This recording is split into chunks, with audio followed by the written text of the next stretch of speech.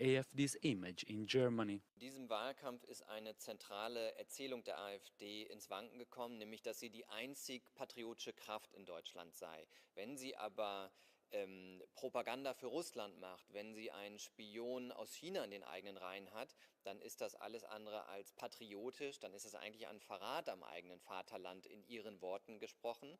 Und von daher muss sie jetzt schon sich diesem Vorwurf gefallen lassen, ob sie tatsächlich eine Kraft ist, die sich für Deutschland einsetzt oder aber für Interessen aus dem Ausland. The party's number 2, Petr Bristron, also faces an investigation over allegations he may got money from a pro-Russian network. We have seen far-right politicians and lead candidates from AfD in Germany in the pockets of Russia. They are selling their souls on Russian propaganda outlets and videos. AfD's hardcore voters probably won't be put off by recent news. However, the scandals could sway away those right-wing or conservative voters who haven't made up their mind yet. Political parties are targeting young people ahead of the European elections. Many populist or far-right parties hope that they will join their elders in rejecting traditional parties. I think that young people, they look at the future, and the future looks grim for them. How can they have trust in the European Commission? How can they have trust in these traditional parties, the Christian Democrats, the Social Democrats, the Liberal Democrats, who have been governing us for decades and who has brought us into this mess of uncontrolled borders, of mass migration, of insecurity, of Islamic terrorism? To do this, the European far-right is targeting young people on social networks, including the Chinese platform TikTok. In Belgium, the Vlaams Belang posts frequently on social networks and spends huge sums on trying to attract young voters. Italy's Matteo Salvini, Portugal's André Ventura and France's Jordan Bardella regularly publish short videos, a format popular among a youth sometimes described as disillusioned with politics. Je pense qu'il y a quand même un désintérêt partiel de la jeunesse parce que on se dit bah c'est les politiques qui sont en haut, c'est des hommes avec leur costard cravate qui sont dans leur grosse berline, qui vont pas nous écouter et du coup on se sent un peu désintéressé, on se dit ah bah de toute façon quoi qu'on fasse ça changera rien, ils vont pas nous écouter. Yet the 2019 European elections had seen record turnouts thanks to young people. 62% of all the people polled believe that joining the European Union is beneficial, which rises to 67% if only 18 to 29-year-olds are considered. Fighting rising prices, reducing social inequalities and unemployment, supporting economic growth and fighting climate change are priorities for the majority of young people, according to a recent Euronews Ipsos survey. Belgium is headed for a triple election, with voters casting ballots to elect a new federal parliament, regional parliaments and members of the European Parliament, all on the same day. Millions of paper election ballots are also already being boxed up and shipped out across the country. The INI Group is responsible for printing and preparing about 8 million ballots for the elections. Yes, we hope that it will always be a paper ballot or even more in the future. We saw the example of the Netherlands where they came back to paper voting. I think in Wallonia they also came back to paper because many of the people are quite afraid of the digital way, that there might be some infractions in one or another way. There's also the pricing issue, which the paper, working with the paper is cheaper than the digital way to do this. Flemish nationalists are predicted to win what the country calls the mother of all elections. In Wallonia, the French-speaking southern half, Social Democrats and the far left have dominated the campaign. Elections will be held on June the 9th.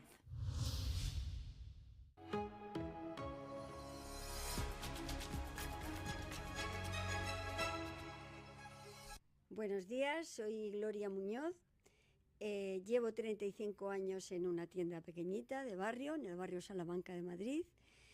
Y bueno, si fuera europarlamentaria, cambiaría muchas cosas.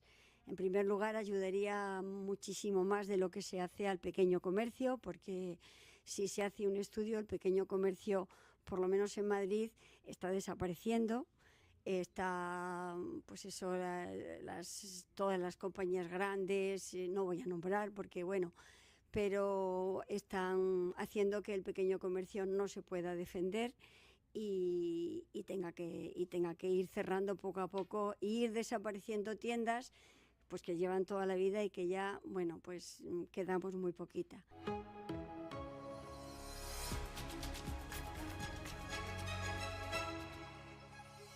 Hi, I am Marta Barandi, candidate for European elections with For U. If I am elected as an MEP, I will stand for a stronger Europe, for migration based on European values, but most and foremost, for entrepreneurs. As entrepreneur myself, I believe that individual entrepreneurship should be encouraged. And in terms of taxation and in terms of administration, the burden should be less. And of course, the social justice for entrepreneurs should be the same as for employees. They should receive same rights as employees when they lose their business. It is not fair for entrepreneurs who create working places and who add value to society to be in worse conditions than those who work.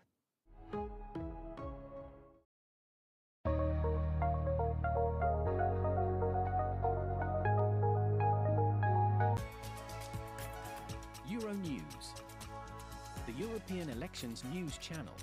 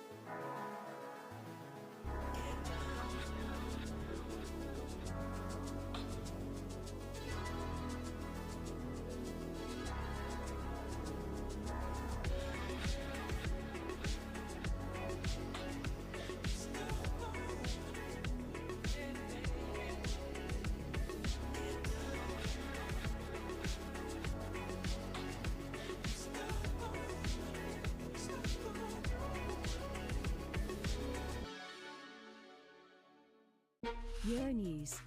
Stay connected to Europe.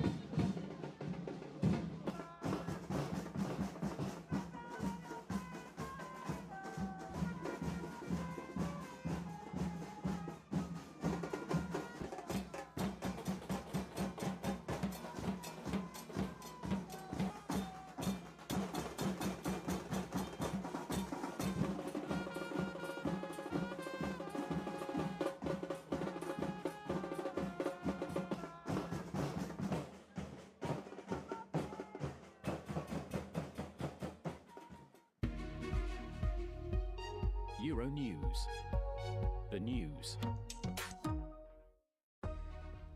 Is unlocking the EU Anti-Discrimination Directive a priority ahead of the European elections? European NGO calls for the end of so-called forever chemicals in Europe's waters.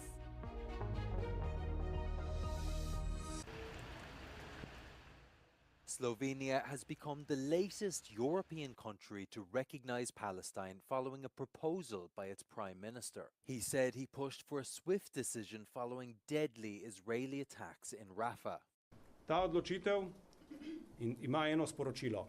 Sporočilo obem stranem, da želimo čimprejšnje in takojšnje prekinitev spopadov in da želimo čimprejšnje, takojšnjo in brezpogojno izpustitev talcev. The country's parliament must ratify the decision before it can come into effect. However, this is considered a mere formality as none of the parliamentary parties in the 90-seat National Assembly are expected to oppose the motion. NATO's foreign ministers met to discuss whether to allow Ukraine to use their weapons to launch strikes on Russian territory. The two-day gathering in Prague focused on the question of potentially lifting restrictions that have so far limited Ukraine's ability to inflict damage across the Russian border. So far, the West has refrained from allowing its weapons to be used for that purpose, for fear of escalating the conflict into a wider war with Russia. Ukraine can still prevail, but only with continued robust support from NATO allies. So at the NATO summit in July, we plan to put our support on a firmer footing, including with a greater NATO role in coordinating security assistance and training, as well as a multi-year financial commitment. The ministers will also tackle the question of who should become the next Secretary General, with Stoltenberg due to step down in October.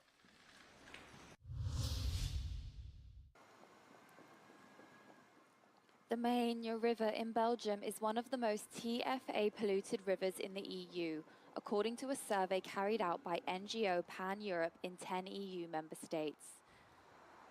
Chemical substance meets the definition of a persistent pollutant or forever chemical. Based on 23 samples taken from surface and groundwater, the Mehaigna River is the third most polluted river after the Elbe and the Seine.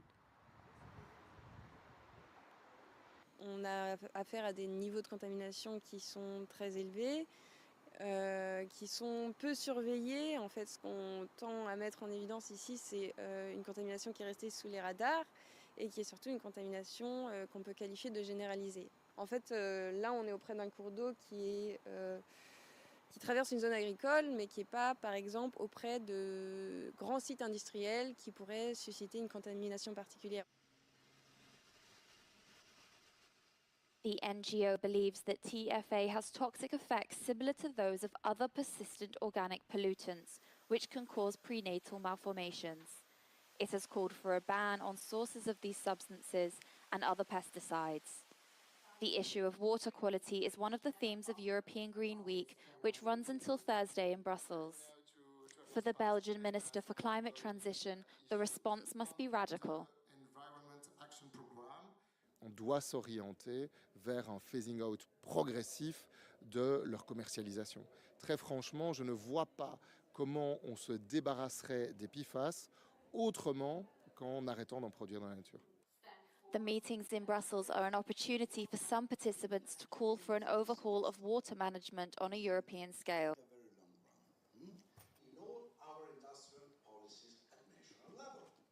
We need to have a real new approach in managing the water ecosystem, I would say, with a real comprehensive new policy. Because all the components of our society, citizens, farmers, industries, have different aims, different needs, but we need to combine with a single approach, the water management. For the time being, Pan-Europe stresses that TFAs are too small to be filtered using current techniques.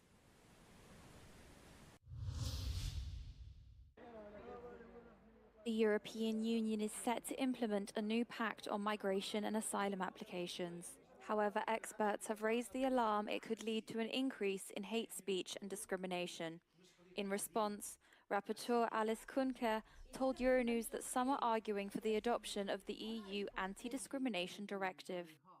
We know for a fact that black people within the EU, but also LGBTQI persons and persons with a Roma background are some of them that faces discrimination in their everyday life. And the tragic is that this is not a downgoing trend, it's a rising trend. I am afraid that the migration pact and several parts of it will not help us in fighting racism and discrimination, rather the opposite. The European Commission first attempted to create a comprehensive law on fighting all kinds of discrimination in 2008. The Parliament adopted several resolutions, holding a plenary debate on the topic in October 2019 and approved their last position in November 2022. Different political parties in the European Union express varying views on the legislation. Only the Socialists and the left clearly promised to push for the directive's adoption. Wait. How might it help Trump? What? Other three moderate groups The conviction make might actually references to help the Trump? need for How? fighting against all forms of discrimination, racism, and Because I was exclusion. worried. Hey, yeah, morning. I was worried. Okay, listen. Here's my. The European Network Against Racism has elaborated on a pledge of commitments to combat the problem and asked candidates to sign it. way of not understanding It the also issue, all right? called for the EU At first, it anti-racism was action like, plan to be prolonged all right, if beyond he's a convicted 2025 felon, and to revise he's part not of be the allowed directive to that is run. currently That's the blocked. first message I understood, said right? maybe an And then he was convicted, but then he's still allowed to run. So I guess the conviction doesn't matter at all.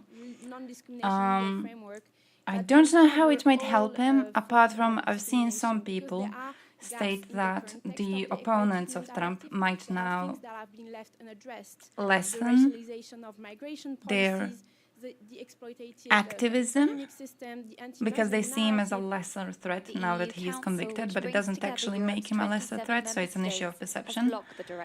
But what I don't understand is why and others claiming it would Republicans be too costly to implement.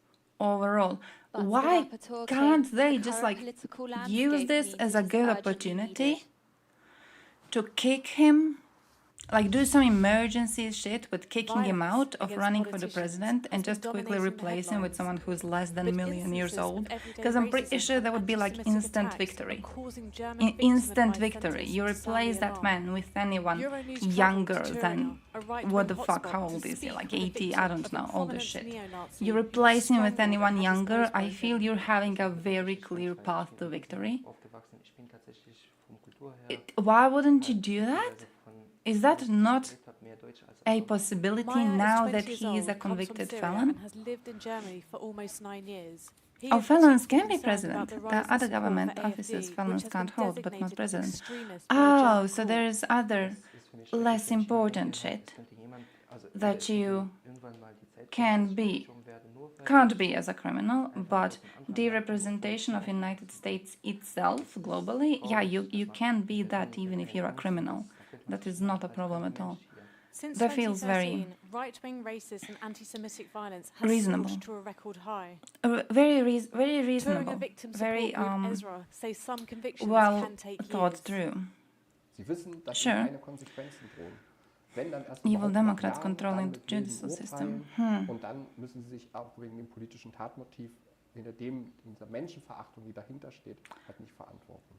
Ezra I says feel there is a direct link between the increase in I right-wing feel violence the and support for type the AfD, of a which is person currently polling at who would second place fall in for Germany the and idea of expected to evil make Democrats sweeping controlling the gains justice in system upcoming elections. is the type of a Zudem person kommt that hinzu, already dass votes auch Trump. selbst AfD-PolitikerInnen vielfach Because, like, SelbsttäterInnen sein.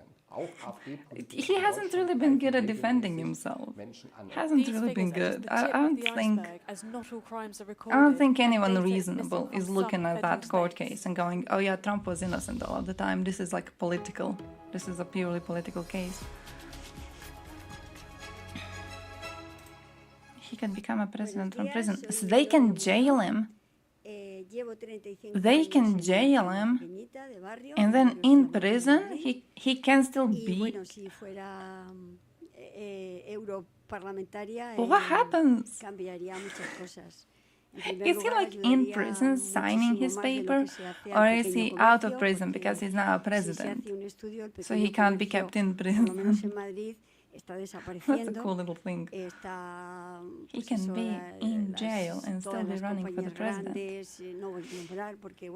Oh, this woman, they already interviewed this woman. She's like, oh yeah, we want small commerce to be supported more. I don't know what she means by that.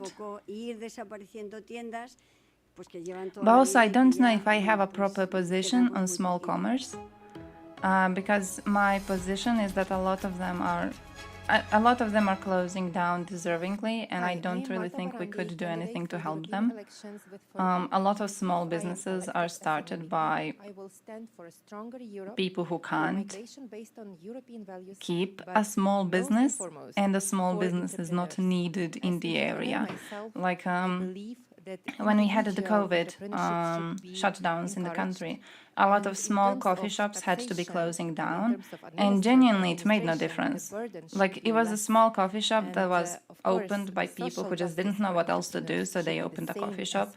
It's the same as every other coffee shop.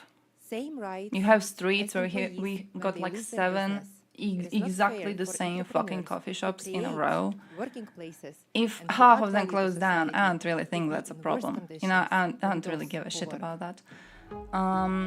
So I don't know if my position on this is aligning with the woman's. Because I'm basically like, yeah, maybe you shouldn't be existing. Maybe that's alright. You're not profitable. You know, yeah, close down, go work for someone else. Maybe that's the fate the universe has intended for you. Dancing cow from Dylan Zimmertz. Wait, how did you fail? Do you have the other ones? How do you even get the cow one? I have to go sub to him. I have to go sub. We won't develop employment.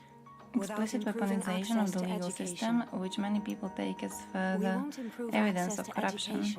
Thus, more reason to support the target of the corrupt politicians. We won't reduce inequalities without addressing the issue of migration. We won't solve the issue Wait, so you of think the migration process itself was without corrupt? taking action on climate change. Because I don't know. We won't act on only one of I these don't know, man causes has a lot of charges against without him. acting on all of them. Yeah, I'm thinking the evidence against him was rather Fondation good. de France, From what I've foundation seen for all from people causes. clipping shit, he was trying very desperately to turn this into something it was not. It feels like a case that needed to happen to USA. And creative inspirations. The immortality 10 points, which gives you 1 random one out of all of them. Oh shit! Wait, does he not have the other channel point? Do we have the channel point? The one where you pick which one you want to get. You pick which one you want to unlock. He doesn't have that. It's just random. It's just random. Euronews culture. I'm a little fucking taco emoji though. But yeah, hey, I have to show you my shit. By the way, anyone been to Instagram? Anyone been to Facebook? I know no one uses Facebook. Have you seen the ads to go to vote? Because I've gotten them on both Instagram and then I checked Facebook and it was on Facebook too. You log in and the first thing up there is like, hey, don't forget to vote in the European Union Parliament elections. And then there's a link you can click on and it leads you to be reading more information about the voting process. So, the process wasn't corrupt. The desperate search for charges against him were undoubtedly politically based, but he definitely broke the law and the judiciary served proper justice. I could agree with that. Like, the process itself was good. Maybe it started because people were like, fuck this dude, I want to see him in prison. But it doesn't make the process itself corrupt. He still did the crimes, right? Twitter as well. I didn't check Twitter. Oh shit. I opened the Twitter list on PC and I did not check what happens on Twitter itself. Oh, I'm getting a lot of shit on Twitter. Did I already log in today? No, I didn't. Euronews. Fuck, I got something from Dylan and then I refreshed it and I lost it. The Slovenian government became the No, latest Dylan, come European back. country to recognize It was the about Palestinian Steam banning state. Russian Belarusian accounts. Right-wing Here it is, violence here is it is, here rising it at is. an alarming rate, according to German victim advice centers. Oh, Helldivers 2. They can't play Helldivers 2. And apparently 20,000 Russian and Belarusian Steam accounts may have been banned for dodging restrictions to play Helldivers 2. European NGO calls But now, for ban the all, end just of ban all of so-called them. forever chemicals Even if in they Europe didn't try to for play. autumn. Just like ban them, why would you need Russian Belarusian accounts? They're going to try to play it anyways in the future. So to be sure, just ban them. USA evil. 8 point in the evil scale, and Russia like 6 in the evil scale. That USA more evil than Russia. Soaring demand and What climate fucking change make reason, fresh water though? ever more precious. For what Even fuck? in Why do Europe, they always while do that floods and bullshit? droughts are getting more extreme, changing the lives of millions. For democracy, heck yeah. Now we gotta play the game. Now we gotta play the game. What is Helldivers? Is that a good game? Who's a gamer here? We'll also look at the persistent chemicals present in our daily lives and the risk of them ending up in the water cycle. Top down, Putsachina. I drink tap water. I like it. That sounds good. No, That I've sounds stopped good. That sounds drinking good. tap water. Oh, that's the one I've been seeing clips from. Is improving, and there's a good level I of know access to this drinking water. game. We'll meet the people developing new Oh, approaches. I've seen clips of this game. I know which one it is. Alright, alright. Oh, that looks fun as fuck. I didn't buy it.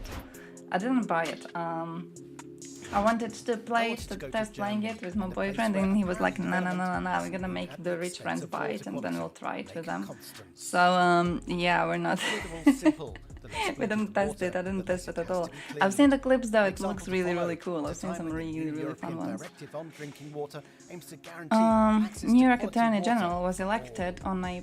Wait, New York Attorney General, alright, was elected on a platform that included going after Trump. No charges were filed until an explicitly anti-Trump Democrat was installed as Attorney General. Then the charges were held until they were most likely to interfere with his campaign in parallel with charges in other states. Ah, so that's how, like it is politically charged.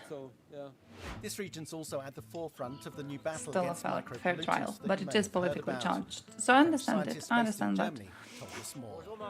What are they talking about? Oh, the Road to Green. I don't care about that.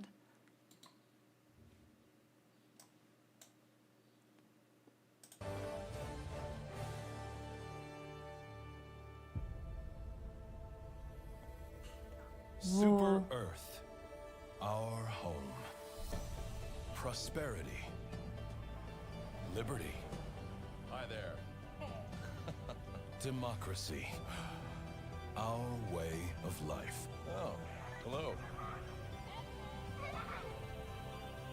But freedom doesn't come free. No! Sweet liberty! No!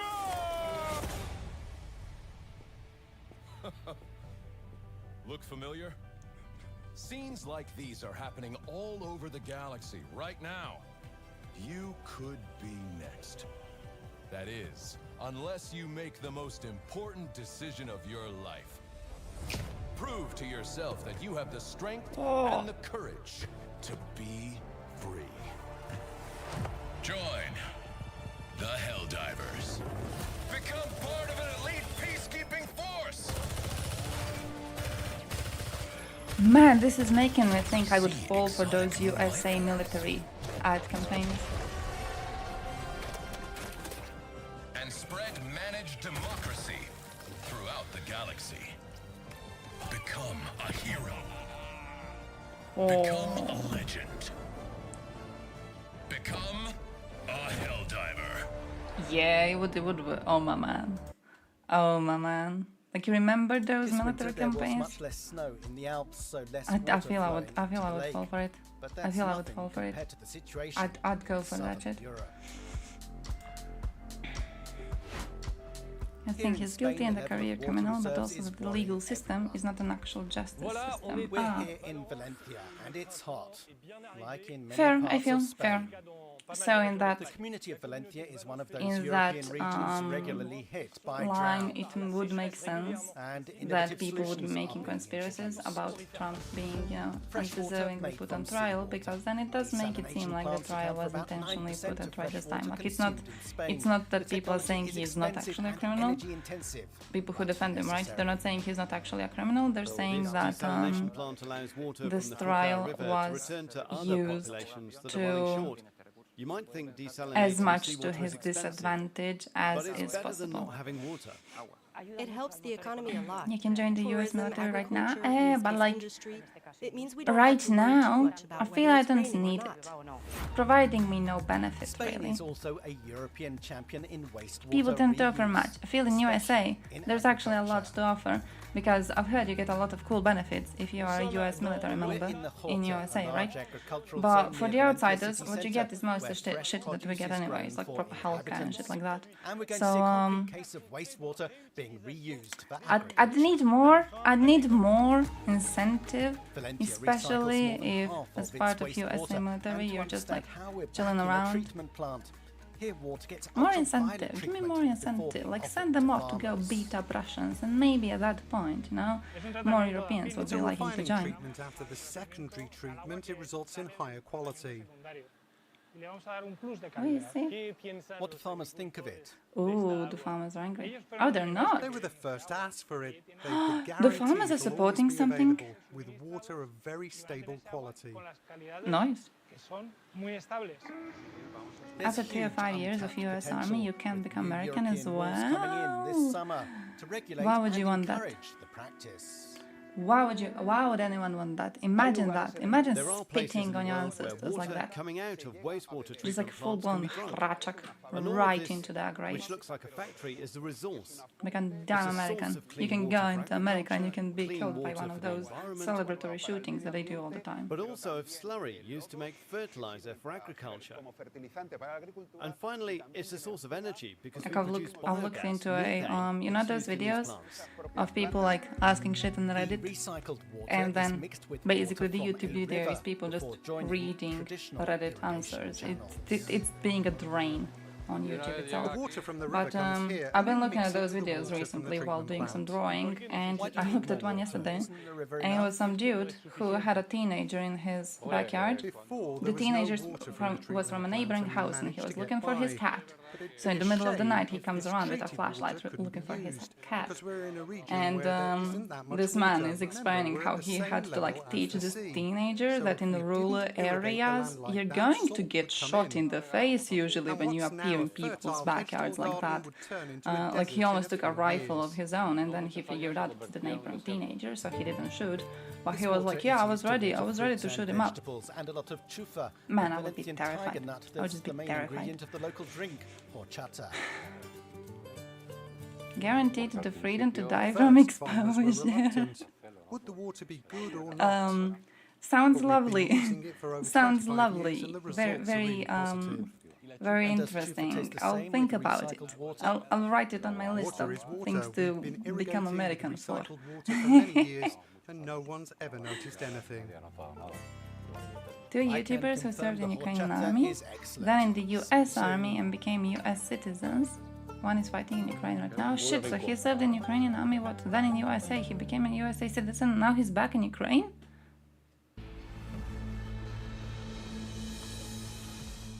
Man.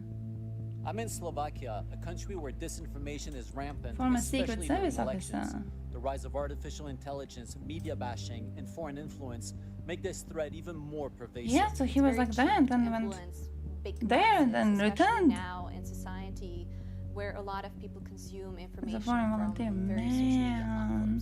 That's some bravery. That's some bravery. He could have just, you know, kept on sitting on his ass, couldn't he have? But no, he instead went, and he's helping in Ukraine. That's great. It's lovely seeing foreigners go and help. I've seen the report recently on that one old Canadian man. You know the old Canadian man? He traveled all the way from Canada to go to Ukraine to open a... It's basically like they're making food and they're giving it to civilians. The effect of this Just like traveled all this path. He didn't need to travel. He traveled. He saw what's going on in the news and he was like, man, I gotta help. So he went there and he's helping. Just, I don't know, just beautiful. Hey, shit, I've seen something about this. Trending is obviously the Western influence, like that they are through CIA and non-government organizations in Slovakia, that they are somehow connected and they are influencing what is happening in the country. Man.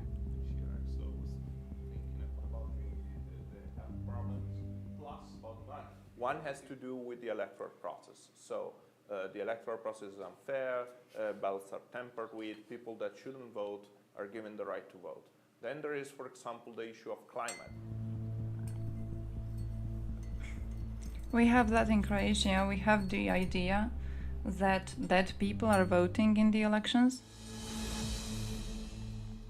Just no evidence, no nothing. It's just that every single elections, people are like, oh yeah, HDZ won, because they go to the dead people to vote on elections.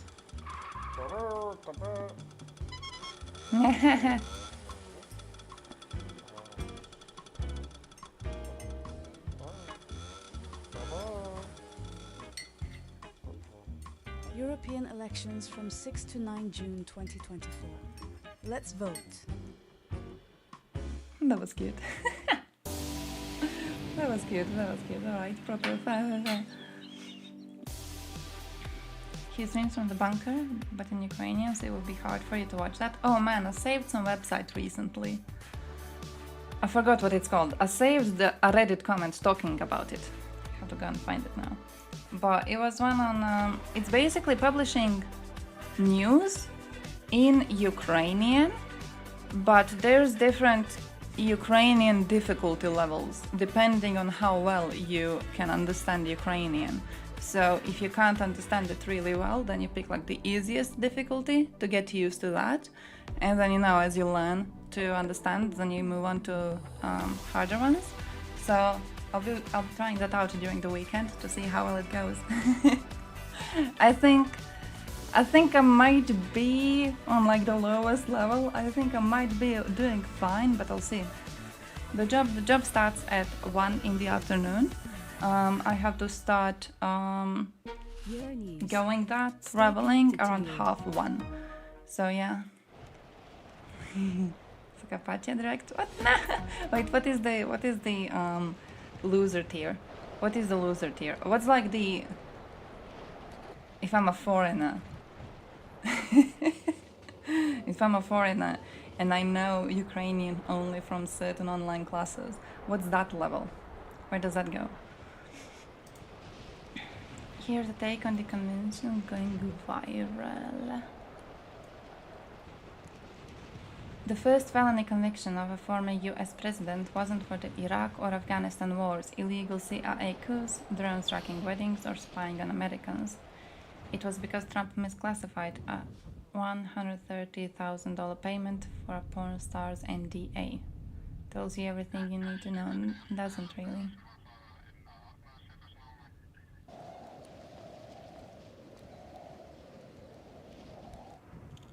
It doesn't really, but alright. I see how it might be used. I see how it might be used, alright. I see that. Oh, of course they go into Epstein's list. Oh damn, look what they're pulling into. Infamous Moscow trials. Series of staged court proceedings in the Soviet Union during the Great Purge used to eliminate political opponents and consolidate Stalin's power. Oh damn. There were public spectacles carefully designed to highlight the supposed guilt of the accused to warn others against contemplating challenging Stalin's autocratic regime.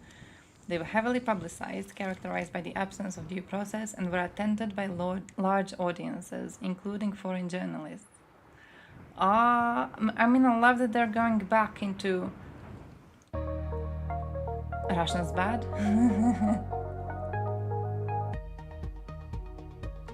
Euro News. At least that, but also, come on. Israeli shelling and Come on. strikes killed Are we at least thinking, 37 people, most of them sheltering in tents outside are we the southern thinking Gaza city of Rafah Biden's going to be an on autocrat? Tuesday. Because I'm not really feeling that. I'm French not President really feeling Emmanuel that. Macron and German Chancellor Olaf Scholz unite on Ukraine defense By the way, support. A new leftist yeah, apparently we got, populist group would blossom. I need to show you research on this too, but apparently we got allowed to be hitting targets inside Russia, as long as, I believe the specific wording was, as long as the military inside Russia is trying to hit Was it trying to hit Kharkiv? I think that was the USA one. And then the German one is just like, yeah, it's kind of okay. It's kind of okay if you hit them overall. So, yeah. I don't know. I guess it's alright. I say the video on the elections too again. I'm really into elections these days. I'm really, really hoping that we get to choose properly. And I'm kind of hoping that we fix a lot of the problems we had in the current parliament, even though I think we will not. Italians in January this year, marking the murder of 3 fascist Here it is. activists in Rome Also, in 1978. I've been. Yesterday was a free day, and it was the Croatian statehood day. And I had a family lunch at the occasion, and I made certain relatives take the quiz, the one that we solved on the stream last time about you know who you should be voting for in Croatian elections, which party like fits your ideas the most. When fascists I've got an uncle who reached the question about abortions, and he was like, I have no idea what that is. Democratic responsibility. And I was like, what do you mean? Should be aware. And he was like, yeah, I don't know if it should be free or not, because I'm not even like sure what it is. I have no opinions on it. And we should. He went, I don't understand the question, and I thought it would be one of the finance questions, one of the economy ones, because I didn't understand the economy ones. I don't give a shit about that. I'll leave that to smarter people, you know. But no, my mom was like, yeah, I don't know how I feel about abortions. I was like, dude, I don't know if I want to be educating you on that, really. You should do some Googling. You have a good phone. Just do some Googling. Watch some documentaries. The mass deportation of migrants, asylum seekers, and naturalized German citizens judged to have assimilated poorly to life in their new country. The organizers dispute our characterization of the event and the information we're reporting about it. What they didn't know at the time was that the German investigative group Corrective was also at the meeting, watching and listening. Wait, pause.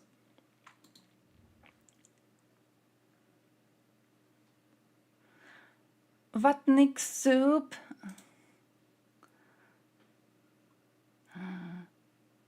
Tumi, one of the most controversial politicians in Estonia, whose candidacy for European Parliament broke up the Centre Party and cemented the party again as a party of Russian voters. Oh shit! Oh shit!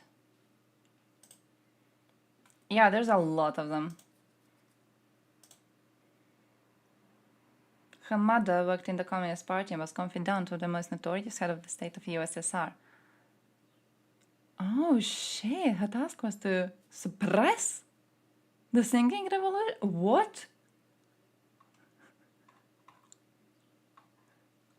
Wait, her mother worked in the Communist Party, had a task to suppress the singing revolution, and now the daughter of that woman, am I understanding this properly? The daughter of that woman is trying to get into the European Parliament to represent Estonia.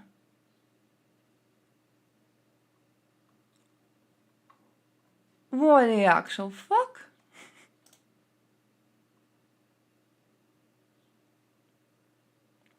She lived in Russia, returned to Estonia in 1994, and then joined the editorial staff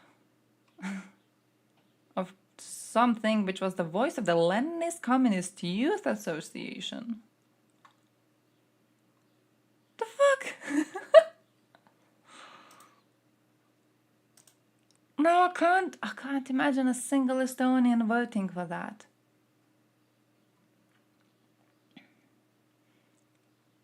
Her mother's job was specifically to suppress your country, and then she's like, yeah, I'm gonna go and I'm gonna try to represent Estonia in European Parliament. What the fuck?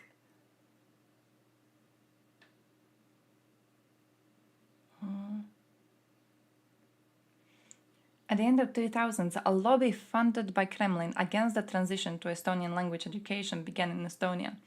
For this purpose, the NGO Russian School in Estonia was created. They did not cooperate actively.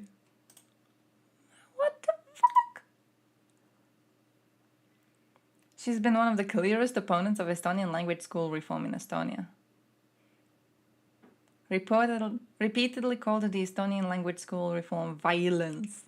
This is one of her most consistent positions over the years. What? She's against you using your own official country in your own official language in your own country. No, you know how maddening it is, though, that this is even a conversation? You know how maddening that shit is?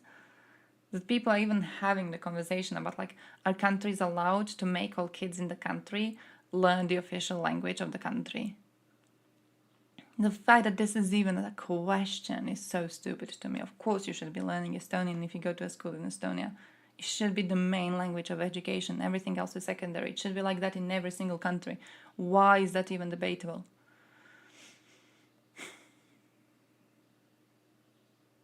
Oh, politician whom Estonians hate and Russians love? Man, what the fuck? Does she have a possibility to actually get into the parliament? Do we think there's a lot of babushkas? Oh, she didn't go to visit Krim.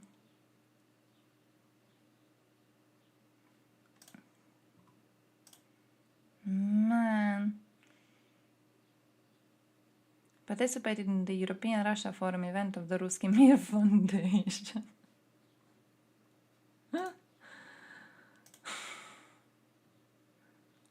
Called Russian soldiers polite green men in an interview. Called the annexation an economic choice by local people, not Russian aggression, which the Crimean siege clearly was. An economic choice. An economic choice. They were like, hey guys, you know what would make sense economically? You know what would improve our situation economically a lot? If we invite soldiers around and then they take over government buildings. I feel that would improve our situation economically very, very much, wouldn't it?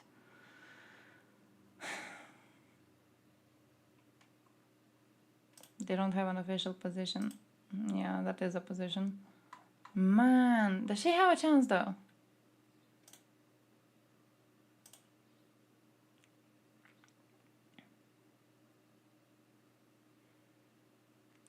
She does not approve of Putin or his regime and has repeatedly said Russia is the aggressor. Not enough in this situation.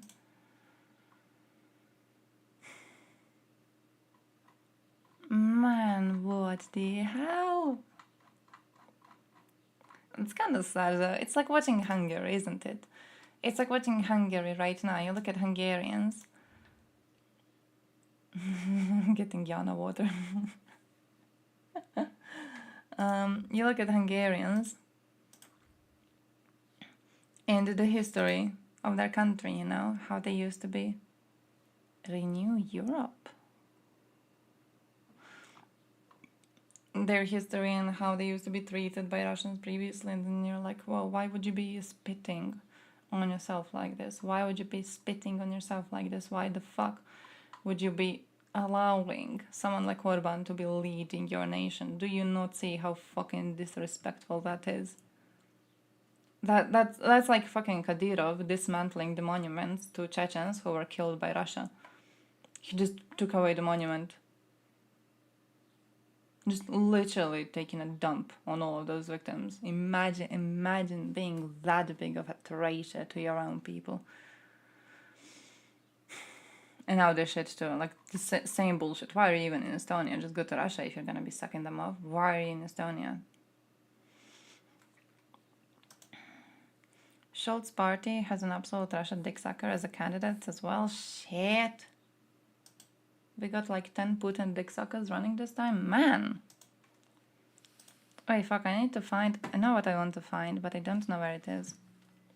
Wait, let me play you the video while I'm looking for it. Guest speaker, the notorious Austrian white supremacist Martin Zellner, invited to provide the group with the ideological heft and the means of imposing it.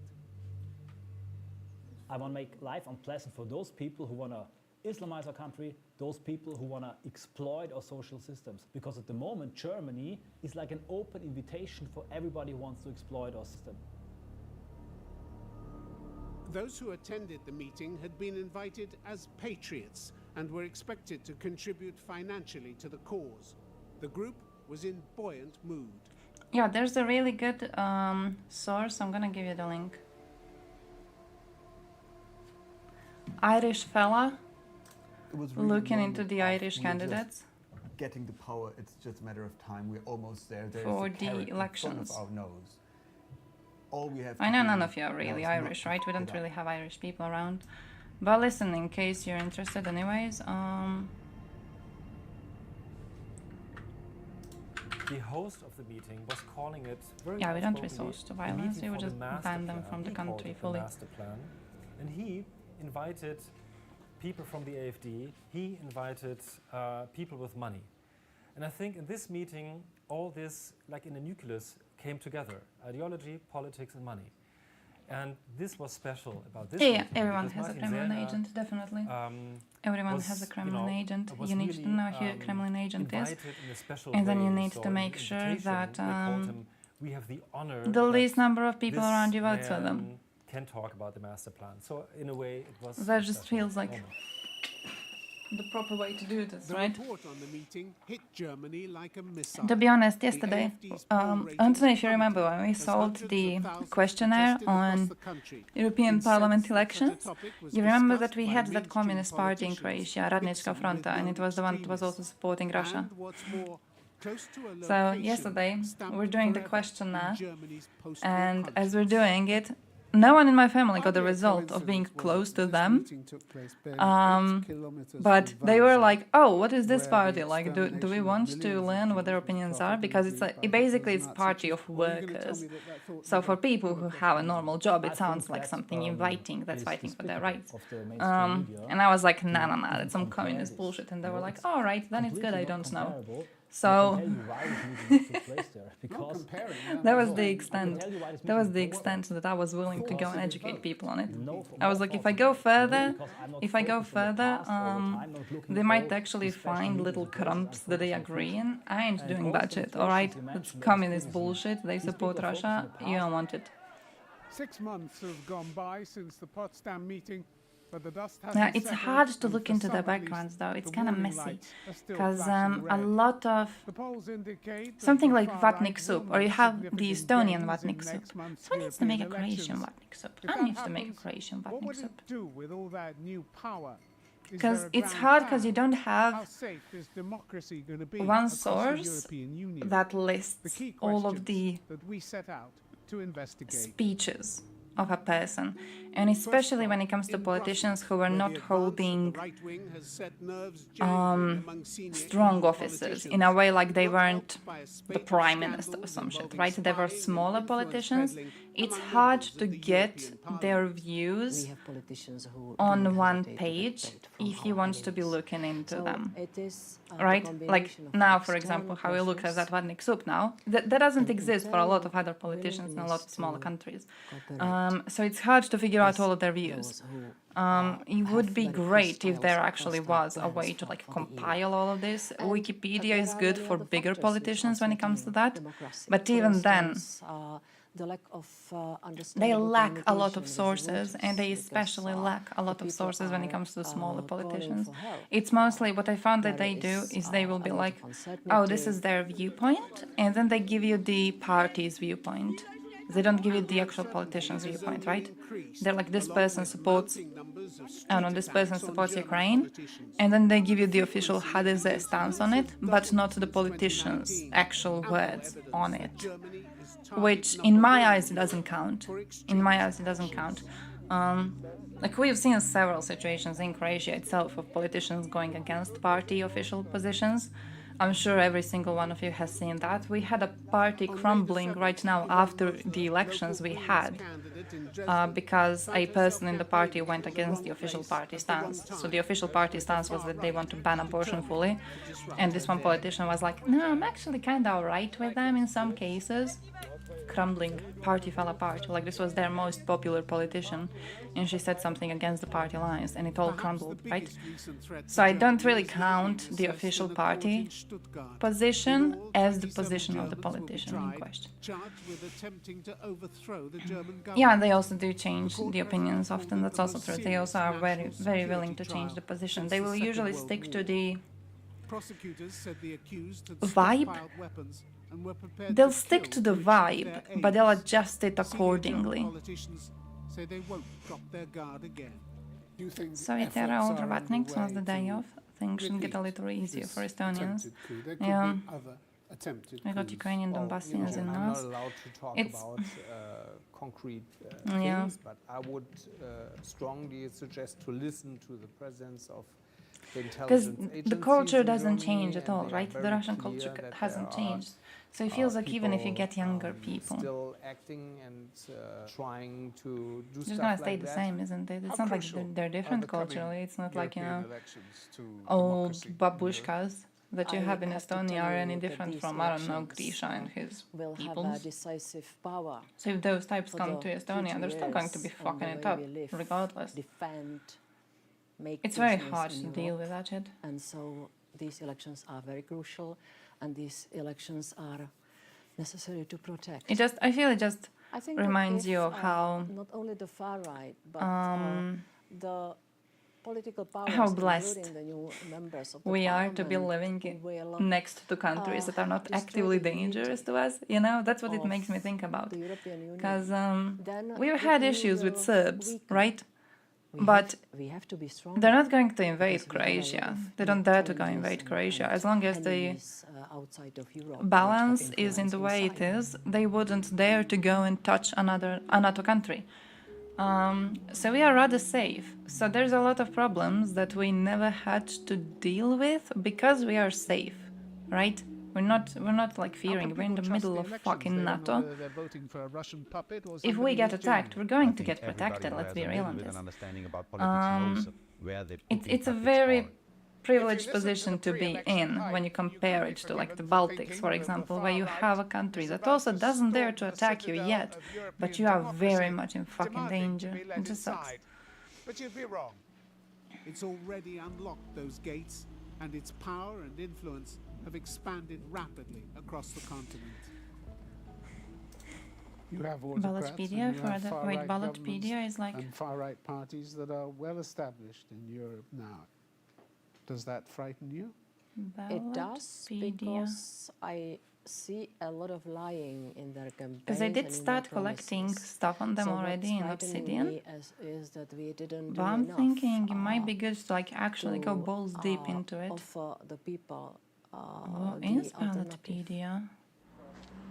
Simple look up though. From the Oh, far right, no such ambiguity. Whoa. On a trip to Vienna to see the white supremacist Martin Zellner, I learned plenty about his own playbook and that of other Oh, that's far-right really well made. movements. Their firm intention to Oh, exert that a is high really level well of made. It pressure has on news and immigrants, everything. either to adapt to life in Europe or go. Oh wow, that's What really is really this cool. high Don't level even know you have pressure? it. What is it? Any kind of pressure, economic pressure, Bullying, cultural pressure, harassment, not at all, not at all. 224 presidential confiscations, election. what? No confiscations. That's Candidates? you made all this up. What right have Every you right. got to ask them to do that? Candidate? Every right as the indigenous They have the same rights as population. you. They Yes, have- of they course. have- Oh, they have nice. I go to the candidate and then I can get like all the latest news where he was mentioned, We have to assist, have his a system speeches, of high pressure and to offer the them entire voluntarily biography, to go to their home fundraising. country. Eh, If they fundraising. prefer I needed live to in show an you Islamic fundraising parallel society, statistics. might as well just go to an But fundraising, EU countries fundraising political parties statistics. This.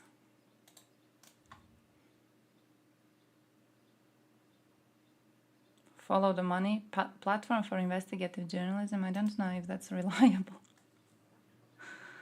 Oh, it is. It's something proper. Start your free month. No. Leave me alone. I don't dare. But basically, there was a research published recently, and it says that only few countries in European Union are revealing political parties to say who's been donating to them. Croatia is among them. We're among the good ones. We're among the good ones, you fucking losers. But a lot of you guys are not.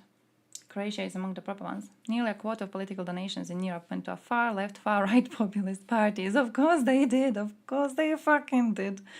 But we make people say this. We make the parties reveal this. So you can't like anonymously donate, really. It's going to be known that you donated, which I think it's rather good. I think it's good. I think it should be made public, especially when you have parties which are Russian agents. I feel it's rather good to have this, you know, out there. Where the fuck is Croatia mentioned? I want to find Croatia being mentioned because it's one of the rare cases where we were mentioned in the good light. Is it the one that I'm looking for? 2024.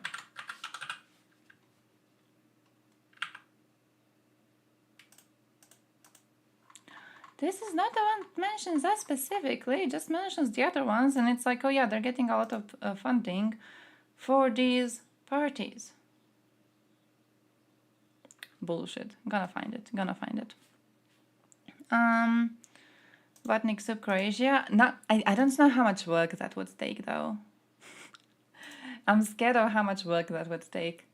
I feel it might be smart. Man, it might actually be fun. Does it take a lot? It does take a lot of work. I'm gonna write it down. I'm gonna test it on Sunday. I'm gonna find one candidate specifically for European Union elections now, and I'm gonna look into them, and then I'll see how it goes. All right, I'll see how it goes. I don't know how much work that is, really.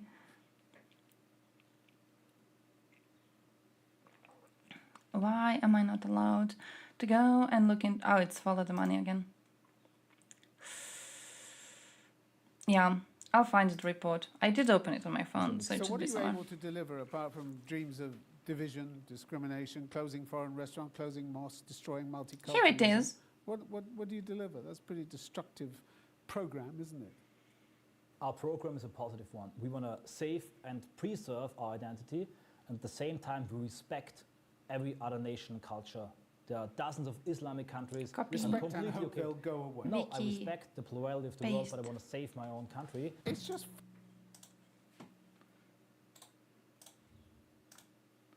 There's it. Only 7 EU countries require parties to reveal identity of all private donors. Finally I found it.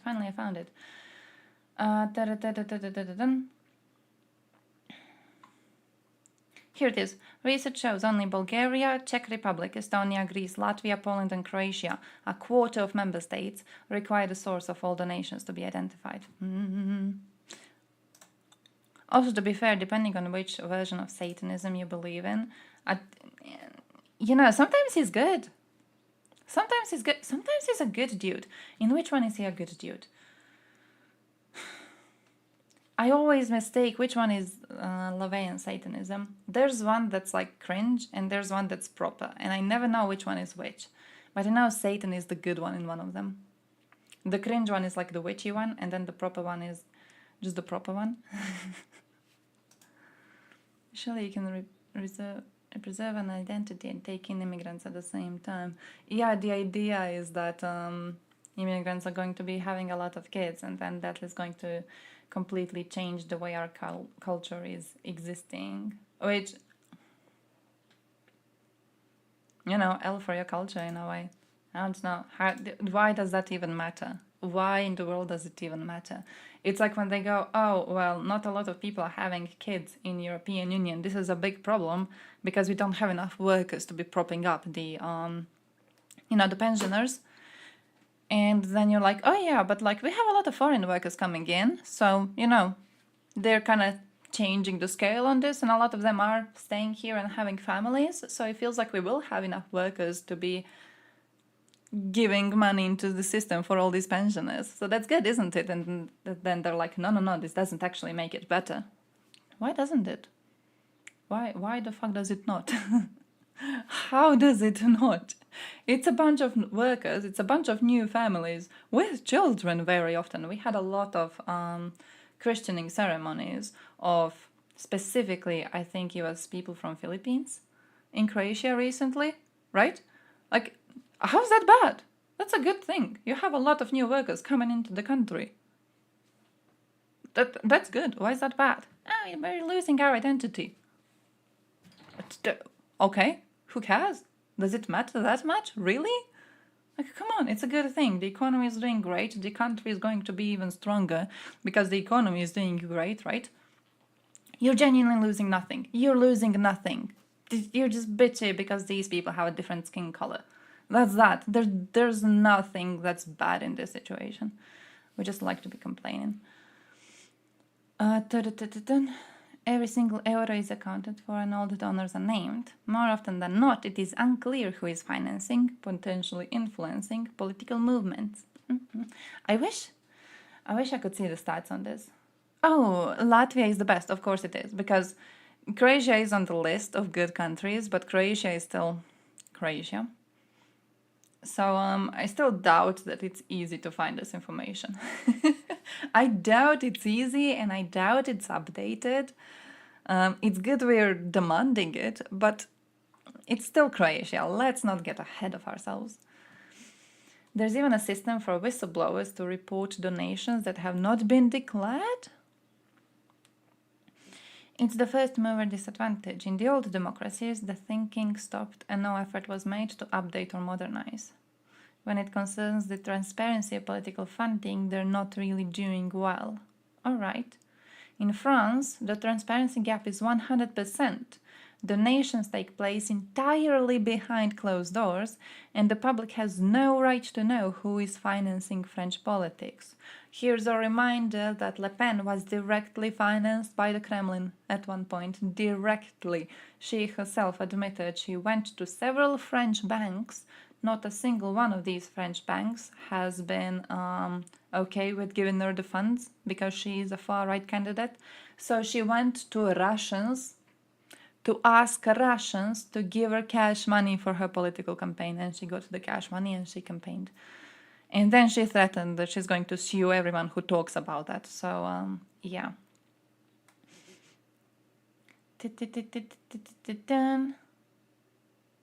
Strict rules, police by the auditor with bans on foreign donors and anonymous donors of more than 150 euros. I very much doubt that. The only way to discover the identity of donors is through leaks, sometimes obtained by journalists or if donors choose to make the information public. She did choose to make it public, so I wonder why she was allowed to just keep existing in politics. People without identity whine about their identity louder than others. That too. Hey, Yokwa, how are you doing? I like people to behave and be kind and all that, but that's not exactly culture exclusive, and to suggest as such is bonkers. Oh yeah, that too. It's, you know what that reminds me of? Of the conversations we've had in Croatia at one point about the foreigners coming into the country. And the specific conversation, it happened as a part of the wider Balkan Me Too movement. We had something similar to Me Too. It was called Nisam prijavila. Basically, I did not report. And then women were sharing stories of why they did not report cases of sexual harassment.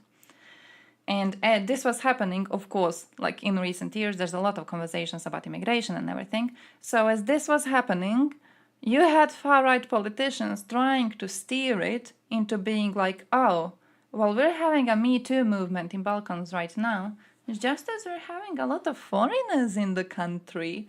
Is this suspicious to anyone? And the women got pissed the fuck off. It got even more representation. The hashtag got even more popular after this because women were like, no, like I know a lot of foreign workers. They didn't grab my ass in public transport when I was 10 years old. They was around people. Like, we got our own trash to deal with. Why are you trying to blame this on the immigrants? None of us were talking about immigrants. Yeah, they tried to say it's the immigrants because it was like, oh, what a coincidence. Balkans is having a Me Too, and Balkans is also having a record number of foreign workers coming in. What a coincidence. Surely there's no connection between the two. And there was not. There really was not connection between the two. All the women were talking about our own Balkan men who were harassing them at different points in their lives. Like you had stuff that was happening decades ago, you had stuff that was happening as it was posted about, you know. It had nothing to do with the foreigners, they just tried to blame it on the foreigners. It's a bullshit thing, absolutely, but we like to pretend that we do not have predators in our own rows. It's always blamed on the outsiders. 2 Danish politicians that cancelled their elections because the Secret Service found ties to the Kremlin. What, really? Nice. Nice. Nice. One of them had been members of the European Russian Forum. Well, I'm hoping that the Estonian one also gets fucked in the ass. Should be sleeping and getting ready to run. Yeah, I went to sleep very late yesterday too. Now I have to go to work soon. I'm gonna die. There are 0 people who never sexually assaulted someone in their life, no matter what gender and origin. I feel it depends on what would be your definition of sexual assault. I feel it would depend on that, right? What's your definition of that? Because when it comes to like grabbing people's asses in public and stuff, and also it depends on like what would be the age cutoff where you would consider it sexual harassment, and when you would consider it just like this kid is stupid and they don't know any better. Because like I do agree that a lot of us, I believe, have been doing so shit like that, like grabbing people's asses in public and stuff like that, especially like when you're young and especially when you're like teenager or something. I feel something like that is even, if you're like 12, 13 years old, you slap someone's ass in public, it's like, you know, technically it is sexual harassment, but also technically you're a stupid little hormone-driven beast. And if you learned from that, it's very different than if you're like, I don't know, 40 years old and you slap a teenager's ass in public. You know, it depends on the age. It depends on the age, but I can agree with that. I can agree with that. Both of them are married. If they, at the point of being married adults, slapped your ass in public, then yeah, definitely sexual harassment, 100%. If it was, you know, I'm saying that I do believe a lot of us did do some shit like that. I don't know if I ever slapped someone's ass in public. Probably, I don't know.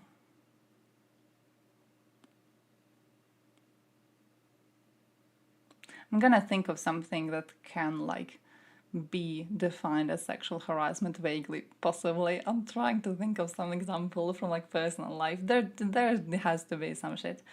But you know, yeah, when you're like, when you make the definition vague enough, yeah, I do agree, everyone has engaged in it. You'd get beat if you did that where I'm from? For slapping someone's ass?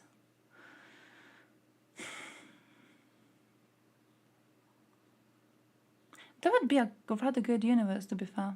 That would be a rather good universe. Here, it was never punished properly in any sort of a situation. I do remember being on the receiving end of shit like that, but yeah. Still not okay to do. It would be very negative if genders were swapped. Definitely. I feel it should be. You know what I feel? I feel it should be very negative, even if the genders are not swapped. I feel it still should be very negative regardless, because I think there's, it's one of those patriarchy or hurting men things, but because men are being represented as these some sort of beasts, unable to control themselves. You know, the whole thing with like, oh, a man sees an average woman outside, he wants to fuck, you know, he's too stupid. He is too stupid to not want to fuck. He sees like titties out in public, he will want to fuck. He is simply unable to control himself because he is so useless and worthless as a person. And then when we push for that idea when we push for that idea of men being just too stupid to control themselves, you push for the idea of them not really having normal sexual urges, but instead just all the time wanting to engage in some sort of sexual acts. So then when women slap their asses, it's like, oh, he likes it because he's a man. He's a primitive little stupid beast. He likes that, you know? He wants me to do this to him. He enjoys it. It's definitely like a very shitty thing, and I feel it should be horrid even when genders are as they are. Like, even if they were not reversed, it still is a horrid thing to just do to someone.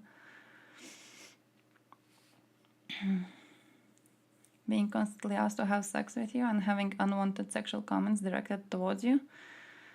Clear and cut example I can think of. Yeah. Absolves responsibility. As a man, it's unacceptable behavior regardless what gender does it. Yeah, definitely. Yeah, self-fulfilling prophecy. Absolutely. It's levels below getting someone drunk and abusing that. Yeah. That's a good way to say it. It's like there's different levels to it. Because it depends on how vaguely you defined it. You remember when there were lots of conversations online about staring? You remember that? There was this like one statistic on on how many women had been sexually harassed in the past. And one of the things that was sexual harassment, defined as sexual harassment, was staring. And then you had different people defining staring differently.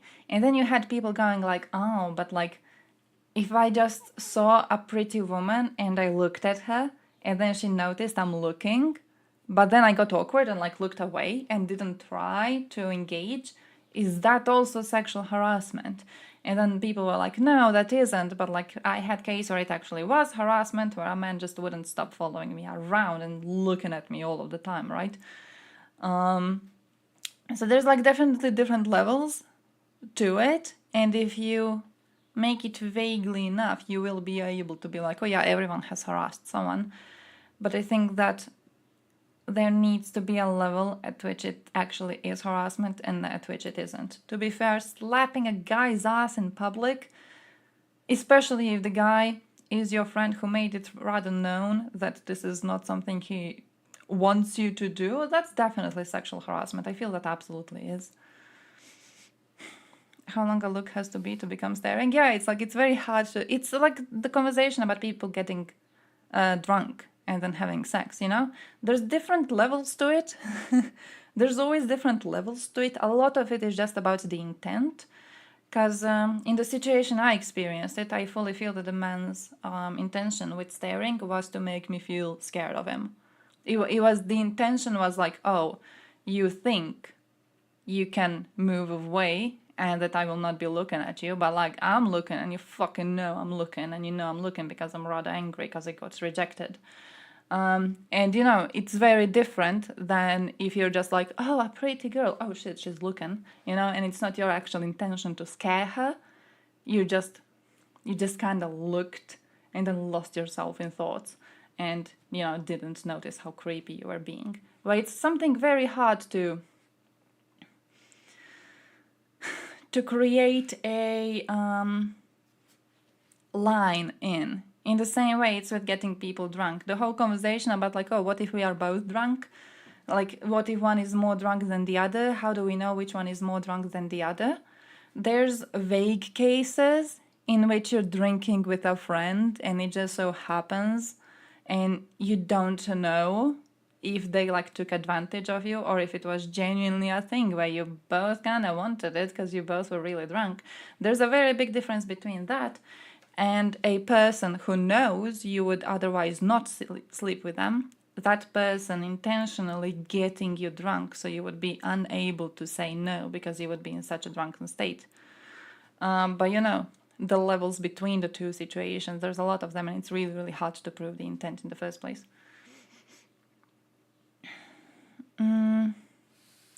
Simply asking out a woman is sexual harassment. Yeah, that too, because like it can be, but it doesn't have to be.